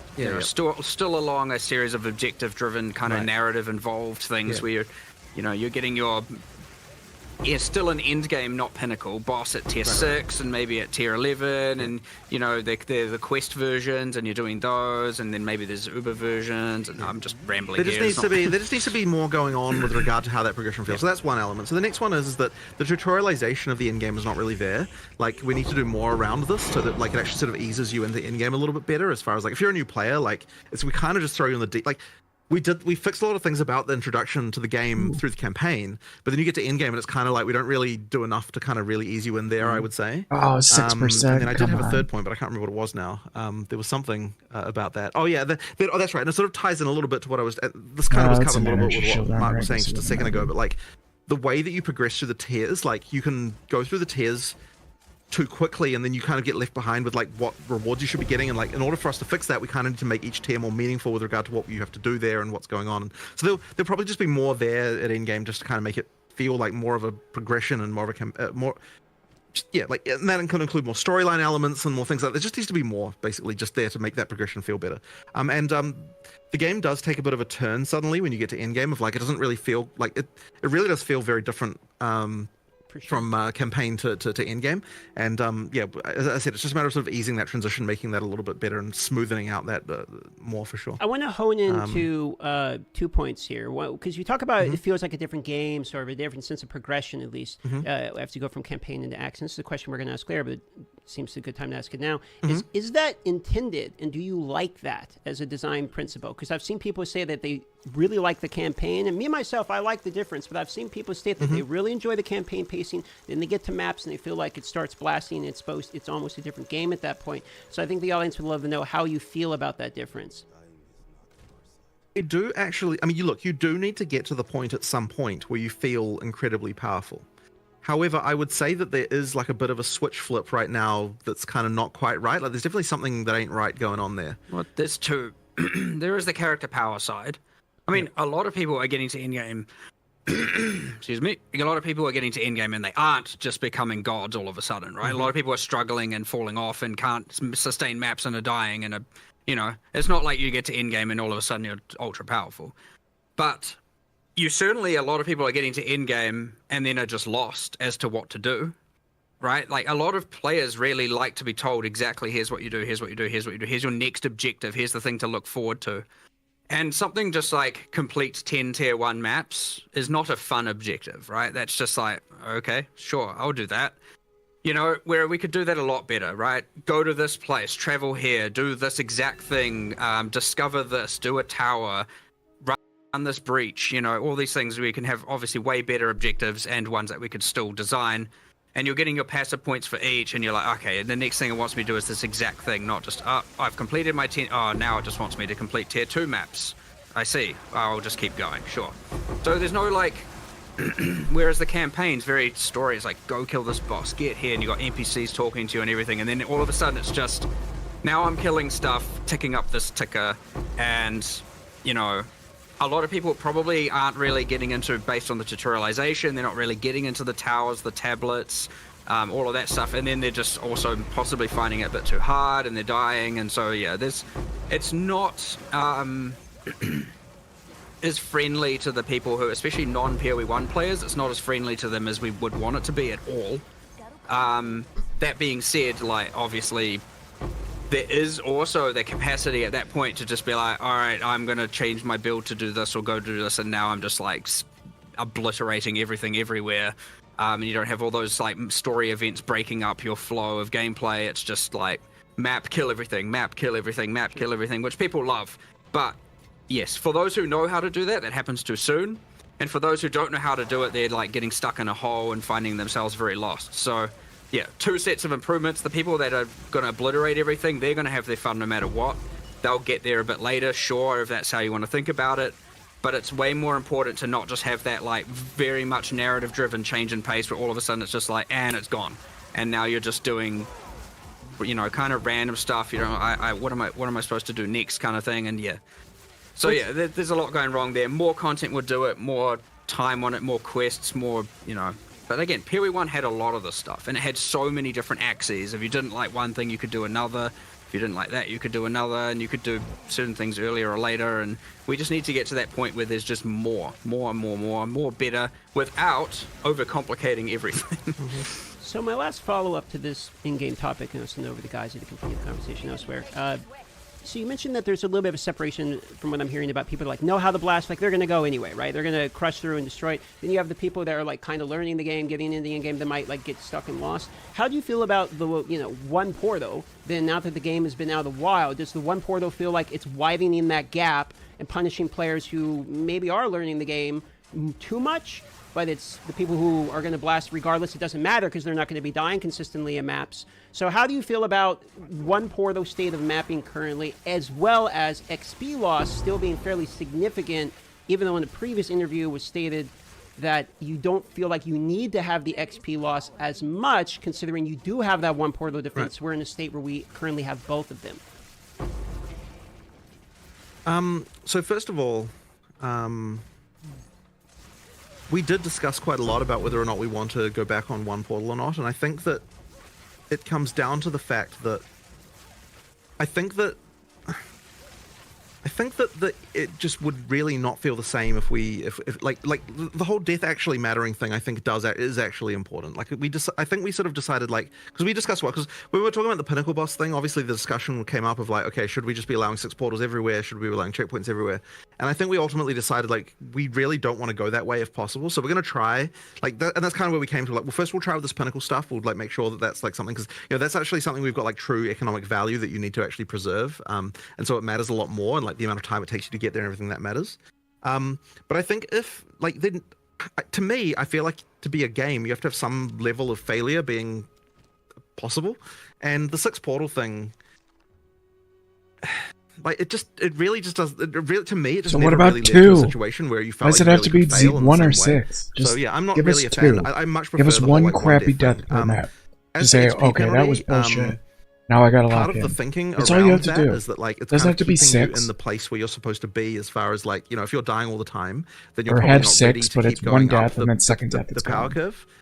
But I mean, maybe that's like the wrong way to look at it. I'm not sure. I don't know if you've got any different thoughts about this. If you're dying, right now there's too many penalty axes. So if you are dying all the time, you're not going to get maps, and thus you're not going to go anywhere.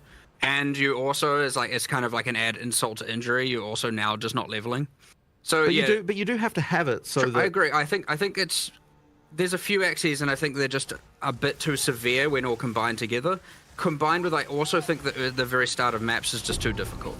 Like, I think we should ease into that a little bit. So bring that down a bit and then ramp the difficulty up. Well, I mean, we could hit the same spot, but I think it's just a little bit, and I think that's mostly due to the number of rare monsters and the obviously monster combinations. Because you can kind of avoid bosses, and like I don't mind. I think that's a little bit of a different situation, but you get all these monsters you haven't seen in ages, and they all combine together, and so you have to kind of, like, generally when you go into those areas, you learn what the monsters are doing and how they're combining, and then you maybe die once or twice if you're not, you know, ultra powerful. And then you get into maps and you're immediately sprung on like heaps of different monster permutations, and they're doing things, and you're getting killed all the time, and there's a lot to learn. You do the next map and you're like, well, I can't take the learnings of that previous map and apply it to this next map because it's a whole different set of monsters. So there's nothing to really take from one map to another, aside from just like maybe playing a bit more carefully, or like, you know, not being so overzealous and whatnot. So it's just a little bit difficult there, and I suspect we need to bring down the difficulty a little bit and ease people into it a bit more. But I need to think about it certainly a lot more and actually get a little bit more analytics on it as well, and actually see what the actual problems are. And again, I read a lot more feedback, honestly. Sure. It would be nice if there was a way to deal with the fact that, so I mean, like, okay, the penalty for not clearing a map,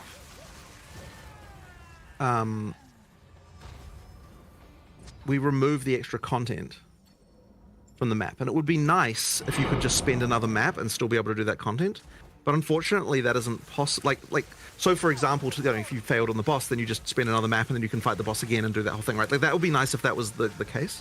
But unfortunately, we can't do that because it would open up too many economic abuse things where, like, you fail the map intentionally because you want to farm the items to the rest of the area. So it's very difficult for us to come up with a solution, like, because I really would prefer that, honestly.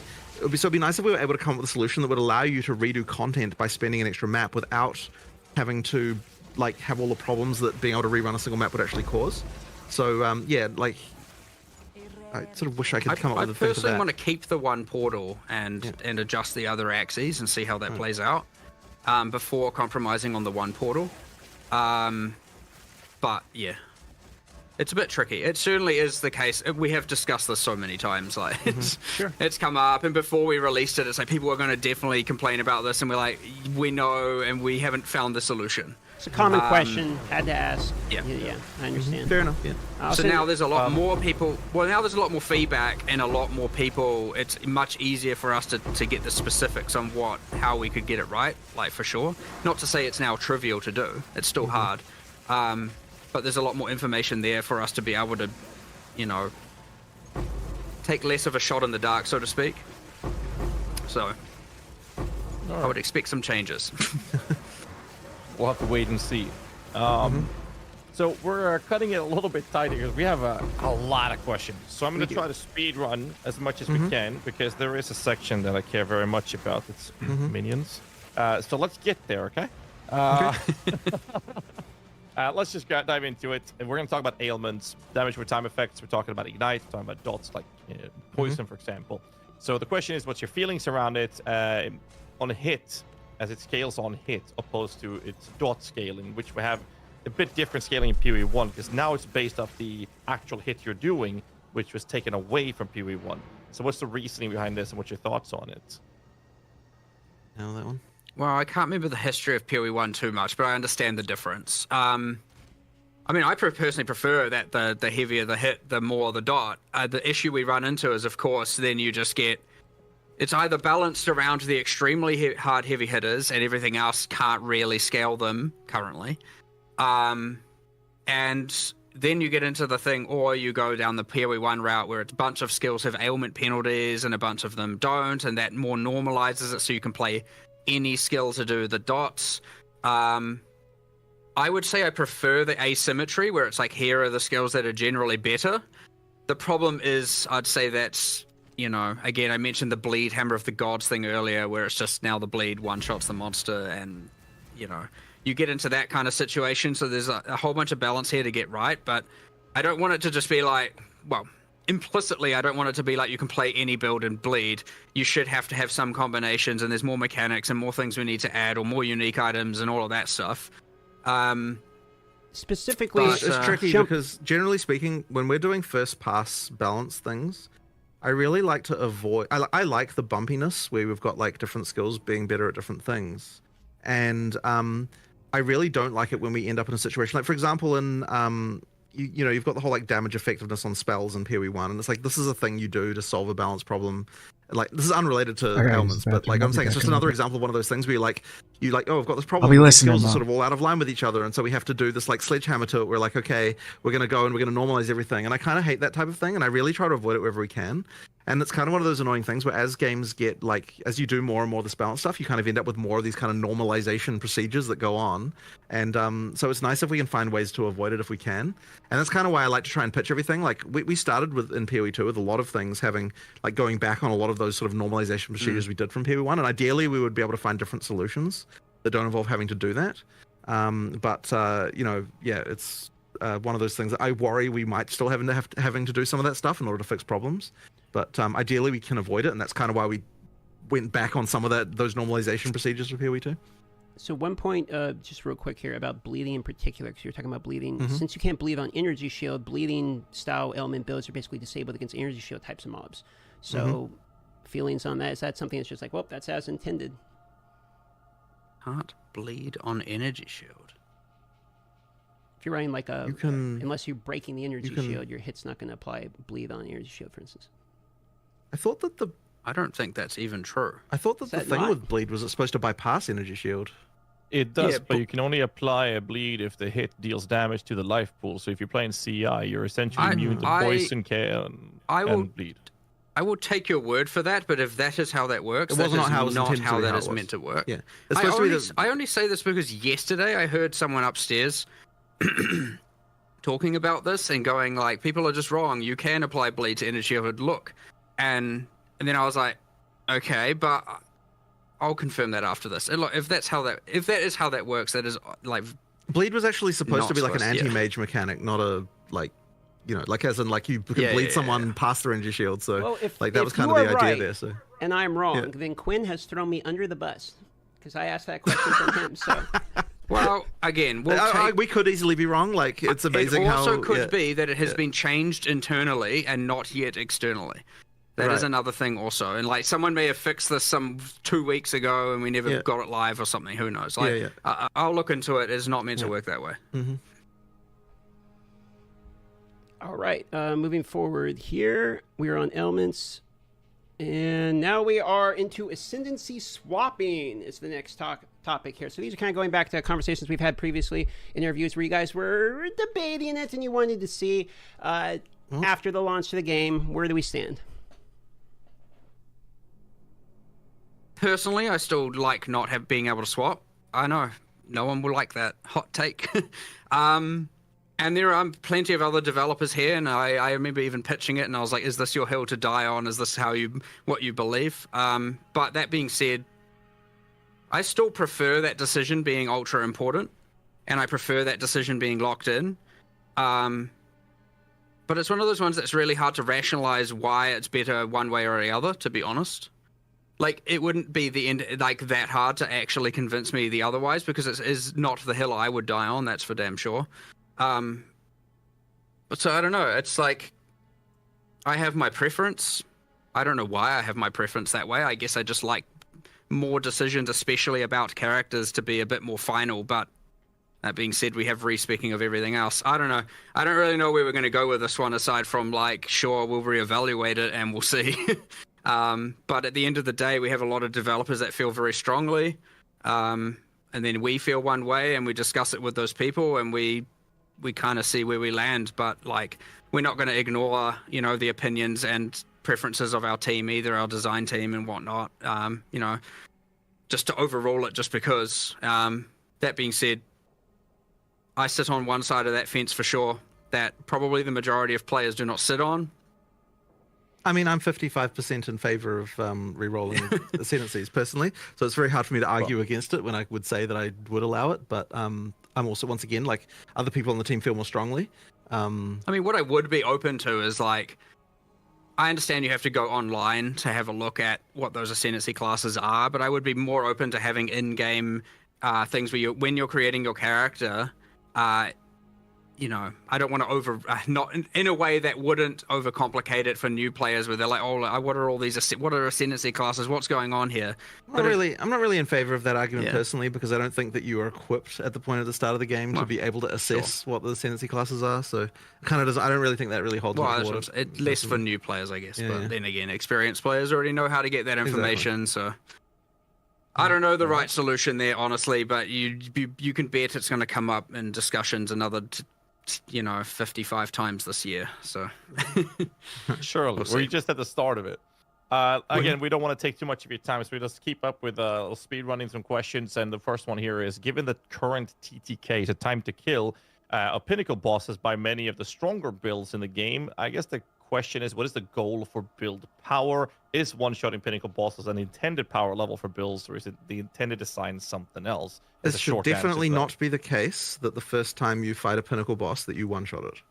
Like, that's the kind of thing that maybe you can get to after crazy amounts of, like, extra items being found, but you shouldn't be doing that the first time you play it. So, yeah, it's not right. And that's just, there's some builds that are outrageous. And, we want to actually make it so the boss can use their abilities. That's why we spend a bunch of time making them, after all. Exactly. So, yeah. When you first get there and you're kind of relatively equipped for it, it shouldn't, like, it should still be a 1 to 3 minute fight kind of thing. Yeah. Okay. And I'm not talking about reference. 1 minute of emerging. I'm talking 1 to 3 minutes of actual skill combat. Not like... Okay. Oh, that's a good time of reference we can use moving forward, knowing that's the kind of the goal we're going for, the vision. Next question is, given the difficulty of requirements to get the 7th and 8th ascendancy points, is this intended to be something that not all average players can acquire? We definitely wanted the final ascendancy points to be something that was like a significant like goal. Like, this is an awesome, like it's supposed to be quite a thing when you get the last 2 points. Yeah. I mean, as for an average player versus not, that's kind of hard to answer. I mean, I don't know if the average player gets halfway through maps really. So like, yeah, it sort of depends on the definition, but we wanted it to be a big thing that you get. So, map clear conditions, talking about that for a moment. Clearing rare mobs are effectively like the only real map clear condition at the moment. Is that the plans to continue that going forward, or is this sort of one of many conditions and is a placeholder, or how do you guys feel about the map clear condition being strictly rare mob clearance? I suspect as we get to answering the exact same ththing we talked about before with the more objective driven and learning and tutorialization, we'll probably expand on that. The ideal world is there'd be a whole, a nice cool set of different things you're doing in each map that isn't just killing all the rares, but they're actually a surprisingly large amount of work to do those and to do them well. Otherwise, you just end up with this thing where it's like, I like this one, but these other 4 are terrible, and I keep randoming into those. You don't want bad ones of these, and killing the monsters is at least something that you already want to do. So that's kind of part of the reason why we sort of went with that in the end. So there's certainly more work. Sorry, go. No, okay. So the Atlas tree currently is gated basically behind pinnacle boss progression. Kind of the same type of question as in clear conditions. Is this going to be mandated in the same moving forward, or are you guys looking to add in more iterations of progression on the Atlas tree outside the pinnacle boss clear? We did discuss changing how the core of the Atlas progression is, but as for the actual pinnacle, like as for the individual league trees, I think we were still keen to sort of have that be the kind of extra stuff that you really get at the end of that to get thing. The pinnacle boss's tree, it should be killing the pinnacle boss. We want to keep that for sure. Sure. And for each of the contents. But yeah, I want to upgrade the core Atlas tree for sure. I think it's quite boring and flat right now. There's not a lot going on there. And part of that is to do with as we add more content, it will make it more interesting. But there's certainly a better job we can do of that. And how you acquire the points, again, getting away from that grind and getting into more like, all right, like do this 2 points, do this 2 points, do this 2 points, not grind this 2 points, grind this 2 points for the actual core tree. For the sub trees, for the leagues, I actually do like them being behind that. But ideally, each league would then have its own meta system within it to amplify itself in some way, which we don't currently have a lot of. So it's something we'd be looking into in the future when we're upgrading the existing content as opposed to adding new content. All right. I bet all of our chats have been spamming this, so I'm just going to throw it out right away. Map tab when? That should be reasonably soon, shouldn't it? Yeah, it's an as soon as possible thing. We've got people working on it right now. As soon as it's done, you'll have it. Like, it was not a it'll be done soon. We wanted it there for soon. release. Perfect. Yeah, done soon. Let's go to tech questions, optimizations, and bugs, kind of a little category we have, and then I'm going to do some mini questions for you guys as well. Appreciate you guys taking the time. I know we're going a little bit above the time here. First question we have is something you talked about in a previous interview, I believe, with the Cicerin. It was predictive network mode and lockstep. What is the reasoning behind this specific topic, or what's your take on it, seeing how people are performing right now with this? I actually haven't hugely investigated this, to be honest. I don't know if you've got any more information about that. I do not. Yeah. I mean, we just have lockstep right now. Oh, the predictor's just not. Yeah, Yeah, it's not we there. only Yeah, have yeah, yeah, lockstep yeah. Okay, currently, right. yeah. Okay. Yeah. Okay. Well, yeah, we just need to fix that, right? Yeah, like honestly, the people who would be working on that have not even come back from break yet, so that's just not something that that we've got. But yeah, we do need to get that working. I think it was just disabled mostly out of caution, right? Because we just expected lots of shit would be broken. There was a few things. I can't remember Right. exactly what they were. But yeah, there we were, need to get it there were sorted. some things that didn't work Yeah. in that mode, and we had to re-engineer them. Yeah. And yeah, no time. Yeah, we'll get to it though. Okay, couple just real quick optimization type of questions here. Terrain obstruction is something that has been helped a little bit in this recent, we saw in the video there, you guys were talking about making it a little bit more clear and transparent. But some things like trees, for instance, covering your screen from the overhead, etc. Do you have any feelings on how terrain obstruction is currently in the game? And is there any plans around making this a little bit It's just a matter of individual work on Yeah. each individual thing, just like looking at each doodad and being like, yeah, what the bounds need to be, that kind of thing. That some trees don't fade out Yeah, until you're like intersecting with them. Sure, And it's just- annoying because yeah. you get more, and the faster you move, the more you will be obscured. And so there's some timing changes, there's some proximity changes. There's It's just a matter of individual bunch balance of things. you To be know, addressed. There's still some areas. Yeah. Sure. Yeah. And then as far as optimization is concerned, I mean, we'll just keep working on it, right? I mean, in the background, you've got the engine guys working on things. There is one very annoying crash that is very, very hard to debug that happens on, I believe it only happens on NVIDIA cards. Where like after sort of an hour or an hour and a half kind of thing, you'll get a crash to desktop, and it's been very, very difficult to track down, and we're adding more debug stuff. In fact, I think there'll be a patch. If we can't work it out internally, we'll actually probably eventually make a patch where we tell people to like turn on a command line flag that will enable extra debug information, because the thing that will allow us to debug this does reduce frame rates by like 5%. So we might actually ask people to like, hey, turn this on until we find the problem, and then it'll reduce your frame rates a little bit, but it'll help us track it down. And then once we've got that, then we should be able to work it out. Effectively, they're like concurrency bugs within the GPU. But annoyingly, we were also told that the next version, like NVIDIA told us that the next version of the NVIDIA driver does make the crash go away.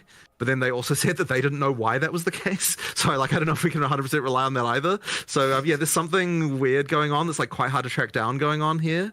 And hopefully we can work it out soon. But yeah, we just need we need more debug information. It's very hard to track down, unfortunately.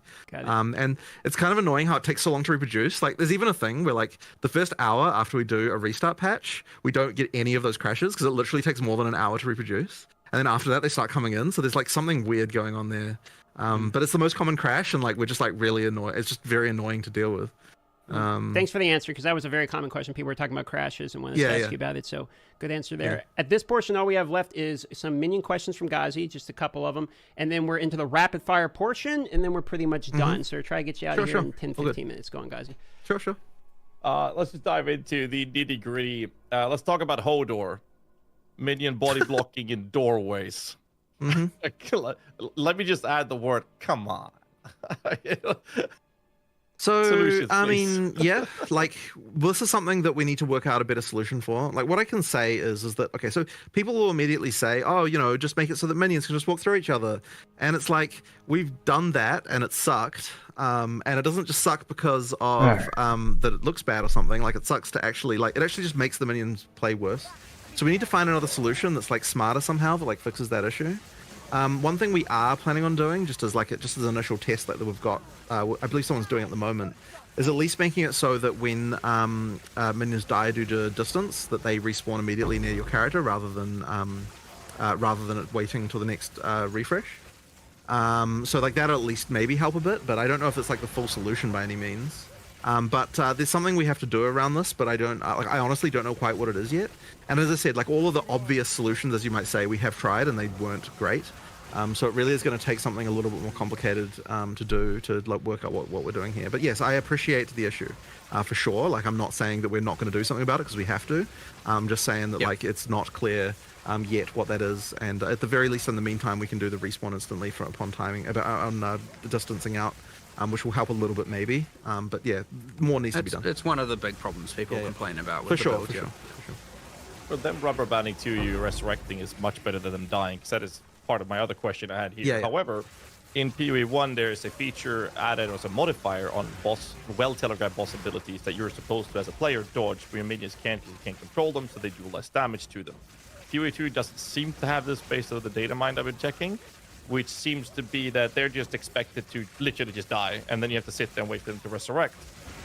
What's the reasoning for not giving us convocation, which would also assist in the whole minion body blocking doorways and tight corridors?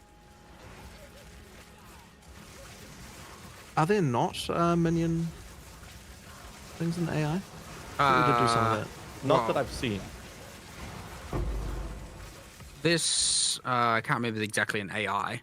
So no, I mean the damage. From thing, a damage perspective, not hugely, no. We were tinkering around with this whole expectation of like how often, if you have like no investment and all this, how often are your minions supposed to be permanent minions, supposed to be dead versus alive, and then what are the things you can do to keep them alive? Because it was meant to be more in order to have your minions, otherwise they're never dead, right? They're permanently alive, and then the DPS is you just running around doing whatever you're doing. And so that is really the issue, just to be clear, is that if we make it so that boss abilities aren't killing your minions, then that means that, that would effectively mean your minions would just never die. And so then what's the... It was meant to be more of active, what are you doing to keep them alive actively? Sure. And we haven't got that right. Like, for sure, we haven't got that right. So, like, I guess it's really Bone Offering hard was meant to be one of those examples of, like, boss slams coming, and then... But also then you got a multi-thread, you got about how do I survive, and how do I do this at the same time? So there's certainly something going wrong there where we haven't, and I believe there's probably still a lot of boss abilities that just haven't been tuned correctly with respect to, you know, again, how often they're killing certain minions versus not. Because there will be things, I'm assuming, that are just completely unavoidable and they just wipe out your entire minion thing, and then it's like, well, what was I even supposed to do? So the problem is, as soon as you get into this build, the level of like detail that you have to do, where you not only have to, sure, there might be some system change, and it's easy to probably do a cop-out that's just like, whatever. You know, it's actually the right answer is to go through every single boss and test them and go through monsters and go through mods, and like it's a huge amount of detail and takes quite a long time. We have people like kind of actively providing that more specific feedback, and we are iterating on it. But there's still certainly a handful of things we need to do, otherwise... I'd say that blocking the doorways is a more catastrophic problem for sure, like where they just like can't get through, and they're like running off screen and them dying. So like we're focusing more on that stuff first, and then we'll probably get back to the boss specific balance with respect to how often certain skills are just wiping out all your minions and all of that. Yeah, I mean, I understand the idea that the boss are supposed to kill them. The problem is when a boss leaves a damage over time effect on them, they kill a bunch of them, your timer starts ticking, and then the dot kills the next one, it resets, and then kills the next one, it resets. Yeah. You just have to wait for all of them to die, and now you're sitting there doing nothing. You feel like you're in a wheelchair, not able to run around. But an instant used convocation could be a solution to that, which would also help with the whole body blocking. A lot of people just spamming me about make them give us convocation, and I'm in that category as well. But moving on to the other question, not wasting much time, and that is a very interesting question. What is the reasoning behind making the minion's movement speed a direct replicate copy of what you have as a player, including when you get a minion movement speed debuff reduction on yourself? So me and Mark were actually quite surprised to learn that when you get a debuff on your character, that it causes your minions to slow down. Yeah, it's not intended. That was not intentional, and so we'll just fix it. We'll just change that. Yeah, we'll just fix it. That was not a thing we even realized was the case. Okay. Yeah. Next one is tooltip is a bit wonky with the minions, with it being incorrect in cases, especially accuracy actually being very wildly off, where it says you have a 100% chance to hit, it's not hitting, and then the tooltip is missing altogether on things like rating spirits. And sometimes when you change a gem on an unrelated ability, suddenly your tooltip on your damaged minions is also changing randomly. Is this something that you've sounds tracked, like a bug to me. Yeah, we'll fix that as soon as... I just need to look into what's going on. Our developer responsible, well, they might be back today, but our developer responsible for that has still been on holiday, so as soon as they're back, they'll get onto fixing them. There was quite a lot of rushed, like description stuff happening right at the end of development there. So I'm sure there's stuff, even more stuff that's wrong than that, just like with that stuff. I'm surprised that tooltip stuff is as good as it is, given, like, I remember 2 weeks before release, I was like, this is a dead feature, like it may as well not exist. And then all of a sudden it was at least something that I was like, okay, that's a pretty good effort on what they did. So there's just more to do though, of course. I got plenty more minion questions, but I'm just gonna go with the one that's been spammed the most, and that's Vector's when. So fairly soon. It took more work than we expected, actually. Like, there was just a lot of there was a lot of specific shit we have to do, but it's not too far away. Well, the designers have to go through, all the monster designers have to go through and make spectrable versions of every monster, which in PoE 1 was a lot easier, and in PoE 2 there is so much more manual designer-based scripting on like a monster-to-monster basis that we have to like take out all of that random stuff to do with dialogue and like, because you don't want to all of a sudden like have a specter come out and then you're like, it dies and your character says some random thing, and because all of a sudden now your character's just spamming random dialogue all the time, and like. But there was even stuff that's kind of stupid where it's like, oh, the idle animation of this monster is loud. And so if you've got it as a specter, then like it makes it too annoying, and like just there's all sorts of random stuff that happens when you turn things into a specter that's kind of not obvious. Effectively, every single monster has to be. Yes, of course. That's true. Well, we don't want to repeat those same problems, right? So ideally, the audio team actually gets time to do proper specter mastering, so to speak, on all their audio for all the monsters. But no, I believe the designers are almost done with their part, which means it's then just audio and then a whole metric, which has been happening in parallel, but a whole metric ton of balance testing to make sure that we're not just, which is a lot, by the way. There's a lot of stuff that can go wrong with these things. Well, balancing the spirit cost of each of these is going to be an interesting. Testing it with every array of support gems. And, monsters can be set up kind of jank, where you're like, that's like a projectile, but like it's using some other skill that's kind of actually like triggering projectiles, and so if you actually put multiple projectiles on it, might not affect it in the way you think. And like from a damage perception of like, I take less damage from projectiles, that's fine. From an avoidance perspective, it's fine. But then there'll be some weird thing where, because with like player skills, we actually code every single skill, like exactly here's how it's meant to work. It's like quite intricate. With monsters, we're cowboys. We just go ballistic and just set them up to make sure that they're good. And then all of a sudden you're like, oh right, we had to make a specter of this. Okay, well, and then you have to hack a bunch of stuff together. But it's also what allows us to be able to make a ludicrous amount of monsters all the time. But yes, now you have to make specters of all of them, which is almost done. We're almost caught up to where we were, so I'd say soon, whatever soon means. Not too far. All right, so we are in the last portion. 5 minutes, some rapid fires. We'll fit whatever we can in within this 5 minutes, and we're done at this point. Thanks for going 10 minutes over at this point. So that's all right. I'm just going to pick random ones here. Search feature on an atlas, so you can search like. Yep, we definitely should have that. This was something we even said before we even released, but we just never got time to do. But yeah, we'll do that at some point. Got it. On the list. Tornado Bird in the game for Ultimatum is the hardest boss in the entire game, in my opinion, personally. I believe that's resolved, and 011 does have changes to that one. Okay, I believe. He's ridiculous. I saw it on the list. I saw it on the patch notes. All right. Yeah, I just can't remember what skills. It was the tornado. Like it was more avoidable or something. There was some stuff. It is in the specific boss balance that got addressed in this. We'll see after the insane. patch, and then we'll make more changes if needed. Yeah. Okay. Okay, so Auction House. We're getting spammed about this all the time. You've answered many questions. How are your guys' feelings about an Auction House or in-game purchasing or buyout on the website or anything related to that? I've talked about what we could do before. I don't have anything to announce right now. Sure. Yeah, we'll discuss this more. I'm sure this will come up again. Sure. Accessibility question. Red-green color blindness is the most common in the world. It's my understanding. Yeah. Obviously, red on green is a very common thing within Path of Exile 2, specifically in Ultimatum, which is a mandated Ascendancy trial. So, any plans around accessibility features for this? Well, effectively, that's usually what we do for the stuff. Is rather than having a mode for it, we tend to just make sure that each thing, like we test it on people who are actually colorblind. So I just need to get probably Reese to just test all the stuff specifically, because I know he's red-green colorblind, and just make sure that they're actually distinguishable. I generally prefer rather than having modes for it to have people who with that color blindness highlighting the area. So Ultimatum, as you said, being bad gives us a target, and we'll start someone there.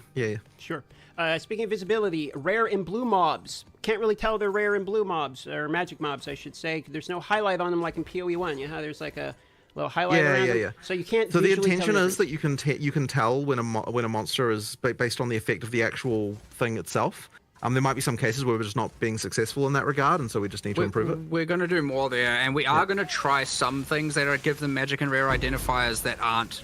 The glows just really took you out of the, like when you're in a dark dungeon and you're exploring it, like just, And what honestly, the heck is this glowing beacon like, of light over here? I just wish Fresnel glow was just banned in games generally. Like, it's just everyone just relies on it. Like, oh, we need to make this more visible. Add a Fresnel glow to it. Like, it's just this freaking it's cancer in games generally. Sorry, this is just a random side rant from me, but I just hate the fact that everyone lazily goes to Fresnel glow and freaking everything. Fair enough. Last question related to visuals. So visual effects in co-op can be very difficult. You know, you got people spamming lots of shit around. Any opinions on toggling other people's visual effects, etc.? I don't want to add an option like that, but there is probably more we can do automatically for that kind of stuff. There'll be some engine-based things we can do. Yeah, there will be. There's probably more we can do, and just like that. But in my opinion, it should be automatic, and like you shouldn't even really be thinking about it. It should just happen. Yeah, like I'm not a fan of just like, oh, turn off all the effects. Like I'm just, you know, it's kind of lame to me.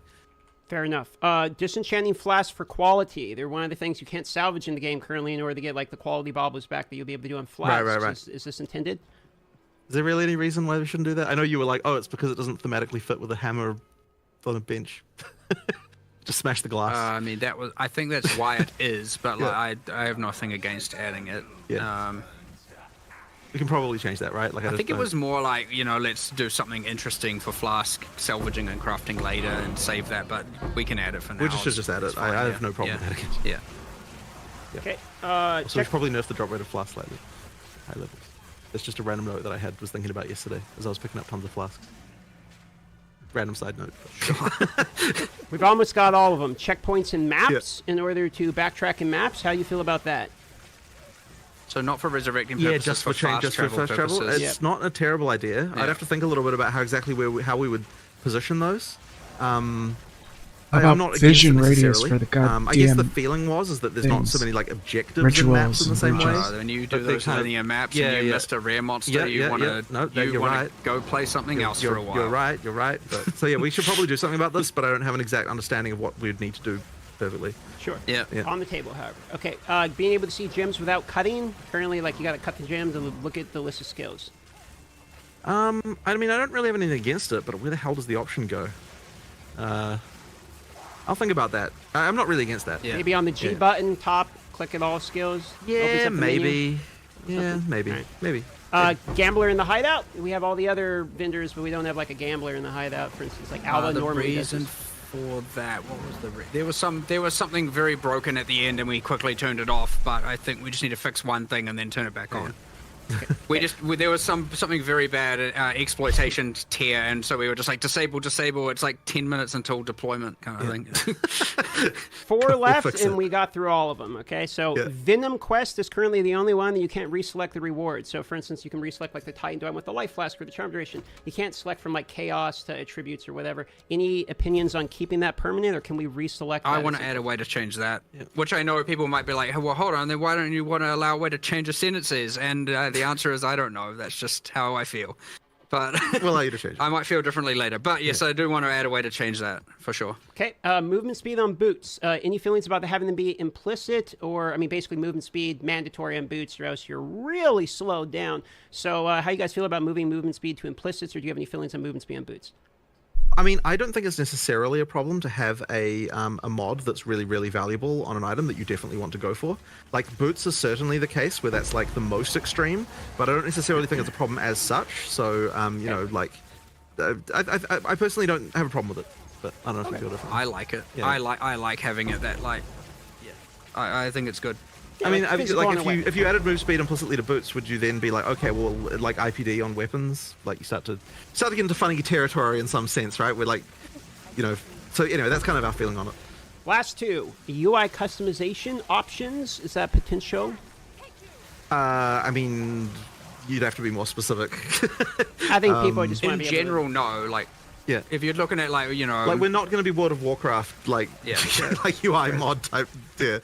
But, yeah, like, if there's something specific, then you're like, I wish we could do this, then maybe we would think about it. It's just a question of... More of a generic question I was getting. Okay, last one, boys. state of co-op and body blocking. Body blocking your the co-op here. I think it's...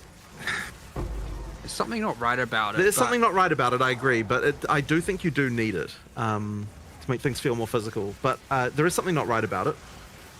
But there shouldn't be, considering that players are actually... No, because you know what it is? It's because we changed really, really close to the end of development the size of the player, instead of changing the size of all the monsters. And I think that probably results in like a situation. But yeah, but there's something not right about it. But I don't want to just completely remove it. We might end up with a solution where like the size of a player to other players is different than what the size is to other monsters or something like that, in order to kind of like ease it. I suspect we'll do something along those lines. Yeah, that is it. It wasn't really on my radar, I have to admit, but we should do something about this. Yes. And you'll forgive me for asking one last question that I'm curious about myself. Yeah. In terms of microtransactions coming from POE 1 to POE 2, do we have any cadence or quantity or any information we can give them when we're going to be seeing more of our previous purchases? Well, the main thing is that by the time we go out of early access, we have to have all of them. As for the like rate at which they come through, I mean, look, we'll try and get as many as we can done in the near future. I honestly, like... So the rigging team are like busy doing that, and I haven't paid enough attention to them. I need to go catch up with them and ask them, hey, how's that job going that I see you going on to? It's probably... It turned into more work than we initially anticipated, for sure. There's like a whole bunch of effects that don't translate one-to-one, so there's a lot of departments that have to do a lot of work. They are tuning through it. That being said, like, you know... It was certainly more complicated before when we were in that last like several month or 3-4 month like kind of lead up to release, and it was kind of like, okay, we need to have all hands on deck getting certain game content done, and yeah, we generally prioritize gameplay over microtransactions when, especially in those kind of moments.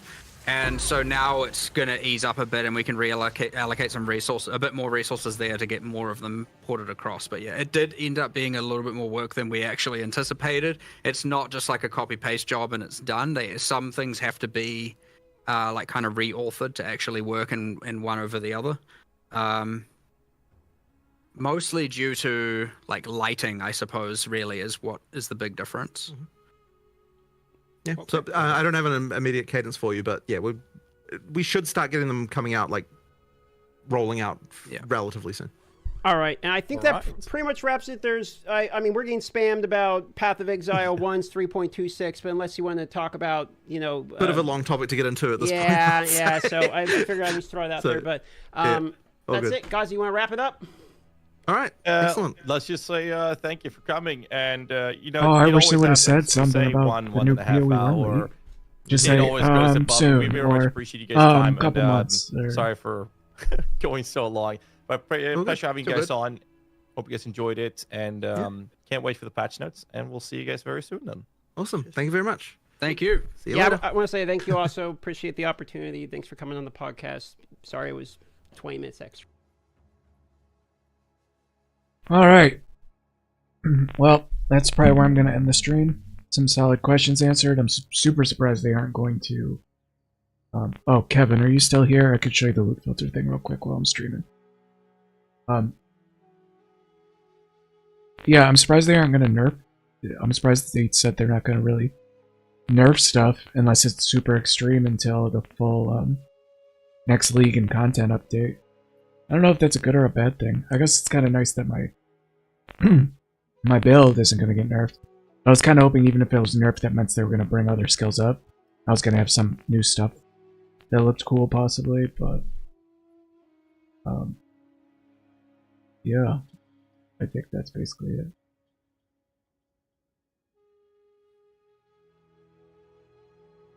Alright, but yeah, I should be on tomorrow.